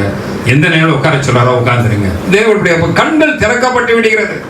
இன்னைக்கு அந்த இந்த பிரசங்கியாரை பார்த்தா சரி, நான் விஜயன் பாஸ்டரை பார்த்தா சரி, அவரை மாதிரி ஒர்ஷிப் பண்ண முடியும், நான் அவரை பற்றி அவர் சொன்ன இதே மாதிரி பிரசங்கம் பண்ண முடியும், இப்படியே நமக்கு அவள் நமக்கு இருக்கிறத வச்சு திருப்தி ஆக மாட்டோம். இல்லாத நினைச்சதான் என்ன செய்வோம், கவலைப்படுவோம். அப்ப இங்க அவர் இருடைய கண்கள் திறக்கப்பட்டது, பாவ கண்கள் திறக்கப்பட்டது, மகிமை அவர் தான். லூக்கா 24:30-31 கொடுக்க நேரம் ஆயிடுச்சு. லூக்கா 24:30-31 லூக்கா முடிக்க போறேன், 2 வருஷத்துல முடிக்க போறேன். இதை மட்டும் வாசிப்போம். லூக்கா 24:30-31 லூக்கா 24வது அதிகாரம் 30வது வசனம் 31வது வசனம். அவர்களோடு தந்திருக்கையில் அவர்கள் அப்பத்தை எடுத்து ஆசீர்வதித்து அதை பிட்டு அவர்களுக்கு கொடுத்தார். அடுத்த வசனம் போடுங்க. அடுத்த வசனம். அப்பொழுது அவருடைய கண்கள் திறக்கப்பட்டு கண்ணு திறக்கணும். தேவ பிள்ளையே, ஒரு கண்ணும் மூடணும், ஒரு கண்ணு திறக்கணும். ஒன்று 2 கண்ணில் ஒரு கண்ணு நான் சொல்லலை. இந்த கண்ணை பற்றியே நான் பேசலை, மாமிச கண்ணை பற்றியே பேசலை. உங்க உள்ளான மனுஷனுக்கு ஒரு கண்ணு இருக்கு. உள்ளான மனுஷனுக்கு என்ன இருக்கு? பாவ கண்ணு இருக்கு, பரிசுத்தத்தை பார்க்கிற கண்ணு இருக்கு. அந்த பரிசுத்தத்தை பார்க்கிற கண்ணு இருந்தால்தான் தான் சாமுவேல் சவுலுக்கு கொடுத்து அக்கு வேற ஆணி வேற பிரிச்சான். அவன் வாழ்க்கை என்ன, அவன் கழுதை தேடி வந்திருக்கான், கழுதை கிடைச்சிருச்சு, நீ மேல ராஜாவாக்க போறேன். தேவ பிள்ளையை கண்ணு திறக்கப்பட்டவன் விளம்புகிறதாவது, பிள்ளையான்னு சொல்லலாம். கண் திறக்கப்பட்டவன் விளம்புகிறதாவது. அநேக இடங்களில் கண்ணு சொல்லுவாங்க. கண் திறக்கப்பட்டவன். எலிசாவை சுத்திலும் அக்னி மதம் அக்னி ரதம் இருக்கு. வேலைக்காரன் கதறான், உன் கண்ணை திறந்து விடுறேங்கிறான். கண்ணை திறந்தோன்னா பார்க்குறேன், இவ்வளோ அக்னி ரதம் குதிரை, ஏன் இவ்வளோ நேரம் பார்க்கல? கண்ணு திறக்கல. ஆதாம் ஏவாள் மூலமாய் பாவக்கண் திறக்கப்பட்டது. இயேசு சரீரம் விற்கப்படும் போது பரிசுத்த கண் திறக்கப்பட்டது. ஜெபத்துல போறோம், தேவ மகிமையை பார்க்க முடியல, பிரச்சனை தான் பார்க்குறேன். ஏன் கண்ணு திறக்கல? ஃபாஸ்டிங் இருக்கும், முழங்கால் படிட்டு இருக்கோம், சன்ன கதவுனா மூடிட்டோம், ஆனால் மகிமைக்குள்ள பிரவேசிக்க முடியல. ஏன் கண்ணு திறக்கல? கண்ணு திறக்காட்டி என்னத்தை பார்ப்பீங்க? உங்க பிரச்சனையை தானே பார்ப்பீங்க. 4 நாளைக்கு முன்னாடி கொஞ்சம் இந்த சத்தம் போட்டிருப்பேன், அதை தானே பார்ப்பீங்க. வேற என்னத்தை பார்க்க போறீங்க? கண்ணு திறக்காட்டி என்னத்தை பார்ப்பீங்க? உங்களுக்கு தெரியுமா, ரேடியோ இருந்த காலத்தில் காட்டிலும் டிவி இருக்கிற காலத்தில் தான் மக்கள் அதிக நேரம் செலவழிச்சான். ஏன்? அது காதில் கேட்குற, இது கண்ணில் பார்க்குறான். கண்ணில் பார்க்கறதுனால டிவி சேனல் ஆஃப் பண்ண மாட்டேன். ஒரு சிலர் வீட்டில் ரிமோட் கண்ட்ரோலே இல்லை. நான் சொன்னேன், டிவி காரணம் எனக்கு ரெஸ்ட் குடிப்பியா, நைட்டு ஏன் 12 மணிக்கு பதினால போடுறீங்கன்னா, உங்களுக்கு 12 மணிக்கு இல்லை, அங்கே அமெரிக்காக்காரனுக்கு அதுக்கு தான் பகல் போடுவோம். 24 மணி நேரம் ஓடணும் பார்க்கறடி. கண்ணில் வேலை பார்க்கணும், ஆனால் காது கேட்காது. தேவபிள்ளை இந்த இடத்துல ஆண்டவர் சொல்றாரு, எப்ப நான் அப்பத்தை விட்டு ஏன் நம்மளால மகிமையை பார்க்க முடியலன்னா, நம்மளுடைய ஆவிக்குரிய கண் திறக்கப்படவில்லை. எலிசா வேலைக்காரனை பார்த்தவன் கண்ணு குள்ளா இருக்குடா, பாருடா கண்ணை திறந்து விடுறாரு. இங்க கண்ணை திறக்கிறாரு, வந்த போர் வீரனை கண்ணை மூடுறாரு. கண்ணை மூடி நித்திரை மயக்கத்திலே கொண்டு வர்றாரு. இவன் கண்ணை திறந்து விடுறாரு. உங்க கண்ணு மட்டும் திறந்தா போதாது, நீங்க எங்கெங்கன்னா போறீங்களோ அங்க இருக்கிற ஜனங்களுக்கு கண்ணை திறந்து விடணும். தேவனுடைய பிள்ளையை கண் திறக்கப்படல. ஒரு இடத்துல பாவத்தின் நிமித்தமாக, மீறுதல் நிமித்தமாக பாவ கண் திறக்கப்பட்டது. எனக்கு தெரிஞ்ச ஒரு நண்பன் ஒருத்தர் இருக்கான். அவன் கஞ்சாவுக்கு அடிமையானவன். அவன் இப்போ பார்த்தாலும் கஞ்சா குடிப்பான். அவங்க அப்பா அம்மா என்ன தான் செஞ்சாங்க, இவன் இந்த ஊர்ல இருந்தால் லாயக்கப்படாது, வேற ஊருக்கு கூட்டு போனாங்க. வேற ஊருக்கு போனாலும் கரெக்டாக கஞ்சா விற்கிறவங்களே கண்டுபிடிச்சான். அவனை பார்த்து கேட்குறாங்க, அவன் ஃப்ரெண்ட்ஸ் மூலம் அவங்க அம்மாவுக்கு வருது, நான் எந்த ஊருக்கு போனாலும் யார் கஞ்சா விற்கிறாங்கன்னு என் கண்ணுக்கு தெரியுங்கிறான். இன்னொரு பாவம் இருக்கு, அதையும் சொன்னான். எந்த லேடி எப்படிப்பட்டவன் என் கண்ணுக்கு தெரியுங்கிறான். பாவம் செய்யறவனுக்கு பாவ கண் திறக்கப்பட்டிருக்கிறது. நீ எந்த தேசத்துல போனாலும் கரெக்டா அவன் கண்ணில் கண்டுபிடிச்சிருவான். எவன் வேசின்னு கண்டுபிடிச்சிருவான், எவன் போதையை விற்கிறவன் கண்டுபிடிச்சிருவான். அதுக்கு லேபிள் ஓட்ட வேண்டாம். புது ஊருக்கு கொண்டு போனதெல்லாம் புது மனுஷன் ஆயிடுவான்னு நினைக்காதீங்க. அவன் கண்ணு மூடப்படணும். அவன் கண்ணு மூடப்படாத வரைக்கும் எவன் அயோக்கியம், எவன் அநியாயம் பண்ற, இதையெல்லாம் அவன் கண்ணுக்கு தெரியும். சில நேரத்தில் உன் கண்ணு, அந்த கண்ணு மூடப்படணும். அந்த கண்ணு வேலை செய்யக்கூடாது. இந்த பாவக்கண் திறக்கப்படக்கூடாது. ஆதாம் அவளுக்கு பாவக்கண் திறந்த உடனே தான் நிர்வாணம் கண்டுபிடிக்கிறாங்க, போறாங்க. ஆனால் லூக்கா 24 பார்க்குறோம், ஆண்டவர் அந்த 2 பேருடைய கண்ணை திறந்தாரு. இதான் தேவ மகிமையை பார்க்குற கண்கள், பரிசுத்த கண்கள். 2 கொரிந்தியர் 3:17-18 கடைசியாக வாசம் முடிச்சிடும், முடிக்க போகிறேன் அவ்வளோதான். 2 கொரிந்தியர் 3:17-18 போன வாரம் பார்த்து அதே வசனம் தான். 2 கொரிந்தியர் 3வது அதிகாரம் 17-18. கர்த்தரே ஆவியானவர், கர்த்தருடைய ஆவி எங்குண்டு அங்கு விடுதலை உண்டு. அடுத்த வசனம், திறந்த முகமாய் கர்த்தருடைய மகிமையை கண்டு இந்த மகிமைக்குள்ளே நீ பிரவேசிக்க வேண்டும் என்றால் இந்த மகிமை நீ பார்த்துக்கிட்டே இருக்கும். சூரியனை பார்க்கிற சந்திரன் எப்படி பிரகாசமா இருக்கும். அதனால எதை பார்க்க வேண்டும் என்றால் அந்த மகிமை. ஒரு பிரேயர் ரூம்குள்ள போறீங்க, அப்படியே மகிமைக்குள்ள பிரவேசிங்க. கண்ணை, ஆவிக்குரிய கண்ணை தரங்க. அந்த மகிமையை பார்க்குற கண்களை தரங்க. எல்லாருக்கும் இந்த பழைய ஏற்பாட்டில் சீனாமலைக்கு போனால் தான் மகிமை பார்க்க முடியும். மோசே மகிமையை பார்க்கணும், நீ சீனாமலைக்கு வான்னாரு. ஆனால் இப்போ சீனாமலைக்கு போக வேண்டாம். அப்போ பரிசுத்தாவை பெறணுமா, மேல் வீட்டு அறைக்கு வா, எருசலேமுக்கு வான்னாரு. இப்போ எருசலேமுக்கு போக வேண்டாம். உன் வீட்டிலேயே இயேசு கிறிஸ்து என்னைக்கு சிலுவையில் மரித்தாரோ அன்னைக்கு உன் வீட்டிலேயே கொஞ்ச நேரம் தெரிந்து கர்த்தருடைய மகிமையை கண்ணாடியில் உன் முகத்தை பார்த்தா எப்படி பார்ப்பியோ அது மாதிரி அவருடைய மகிமையை நீ பார்க்க ஆரம்பிச்சீங்கன்னா தேவ பிள்ளையே இந்த பூமிக்குரிய ஆவிக்குரிய எல்லா ஆசீர்வாதம் வாழ்க்கையில கடந்து வரும். இன்னைக்கு நம்ம செய்தியுடைய தலைப்பு திருப்பி ரீகலெக்ட் பண்ண முடியல. மகிமையை பாதுகாத்துக்கொள். எதை பாதுகாத்துக்கொள்? மகிமையை பாதுகாத்துக்கொள். நம்ம தேசத்தின் மேல மகிமை இருக்கணும். கானான் தேசத்தை வேவு பார்த்துட்டு வந்து இந்த 2 பேர் சொன்னாங்க, அந்த ஜனத்தை பாதுகாத்த இருள் நிழல் அவர்கள் விட்டு போய்விட்டது. அவங்க ராட்சசராக இருந்து என்ன செய்ய? அவங்க ராட்சசராக இருந்தால் என்ன செய்ய? அவங்க மேலே ஒரு நிழல் இருந்துச்சு, அது இப்போ இல்லை. உன் மேலே, உன் தேசத்தின் மேலே, உன் குடும்பத்தின் மேலே, உன் கூட்டத்தின் மேலே அந்த கர்த்தருடைய நிழல், காந்த நிழல். அதான் யோபுக்கு அந்த நிழல் இருந்துச்சு. யோபுக்கு நிழல் இருந்துச்சு. ஒரு பரிசுத்தவான் சொல்றார், யோபு தன் வீடுதல் நிமித்தமாக அந்த நிழல்களை ஓட்டாருங்கிறார். அந்த தியாலஜிக்குள்ள நான் போக விரும்புகிறேன். நீ வந்திருக்கவங்க எல்லாரையும் பார்த்து சொல்கிறேன், அந்த நிழலை தாண்டி எந்த சத்துரும் உங்கள் வீட்டுக்குள்ளே வர முடியாது. நிழலை தாண்டி எதுவும் வர முடியாது.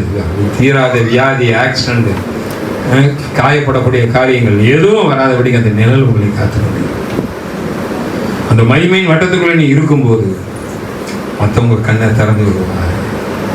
இயேசு கிறிஸ்து அப்பத்தை விற்கும்போது அவங்க கண்ணை திறக்கிறாங்க. அது வரைக்கும் கண்ணை திறக்கல. திறந்தா சில டீச்சிங் கொடுக்க முடியாது. அதெல்லாம் காத்து வச்சு அப்பத்தை விட்டோன்னே கண்ணு திறக்காது. உன் வாழ்க்கையிலையும் கண்ணை திறக்க போறாது.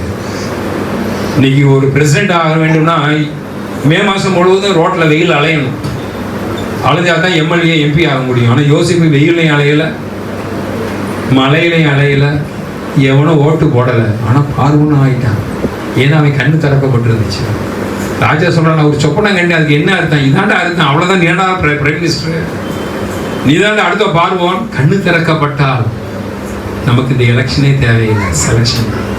எலெக்ஷன் தேவையில்லை. என்னதான் எலெக்ஷன் தான். ஆண்டு உங்களை எலெக்ஷன்லேயே வைக்கல. இந்த எலெக்ஷன்ல காலில் போய் விழுகிறான். பாட்டியம்மா காலில் விழுகிறான். என்ன சொன்னாலும் செய்கிறேன், போட்டு போட்டுறியாங்கிறாங்க. உங்களை ஆண்டவர் ஒன்றும் செய்ய சொல்ல, கண்ணை மட்டும் திறந்து வச்சிரு. யோசிப்பை பார்த்து அவன் சொல்கிறான், பார்வனு உன் கண்ணு பயங்கரமான கண்ணுறான். இது மட்டும் சொல்லடா, அடுத்து சொல்லுசனையும் சொன்னாடா, என்ன செஞ்சால் நாடு பிழைக்கணும். நீ தாண்டா அடுத்து பார்வோம். நம்மனா நானா என்ன தெரியுமா செஞ்சுருப்பேன்? எனக்கு பிஏ ஆகிக்கிறியா? நம்ம என்ன செஞ்சுருப்போம்? ஒரு முதலமைச்சருக்கு ஜனாதிபதிக்குன்னா 4 பிஏ இருப்பாங்க. அறிவியலுக்கு ஒரு பிஏ, ஒவ்வொரு டிபார்ட்மெண்ட்டுக்கும் ஒரு பிஏ வச்சுருப்பான். அது மாதிரி ஒரு பிஏ வச்சிருக்கலாம். என் பிஏ வேறு, நான் பார்வனும் இருக்குன்னு சொல்லலை. ஏன் ஸ்தானத்தை கொடுக்குறேன்? அப்படி எழுந்திருந்து நாம் ஜெபித்து முடிக்க போகிறோம். கர்த்தருடைய மகிமையை பாதுகாத்துக்கொள் தேவ பிள்ளையே. ஆண்டவர் உங்களை என்னை நேசிக்க, நான் பார்வனும் இருக்குன்னு சொல்லலை. ஏன் ஸ்தானத்தை கொடுக்குறேன்? அப்படி எழுந்திருந்து நாம் ஜெபித்து முடிக்க போகிறோம். கர்த்தருடைய மகிமையை பாதுகாத்துக்கொள் தேவ பிள்ளையே. ஆண்டவர் உங்களை என்னை நேசிக்கிறாரு. ஆண்டவர் சொல்லக்கூடிய ஒரே காரியம் என்ன தெரியுமா? மகிமை மேல மகிமை அடைந்து மறுரூபப்படு.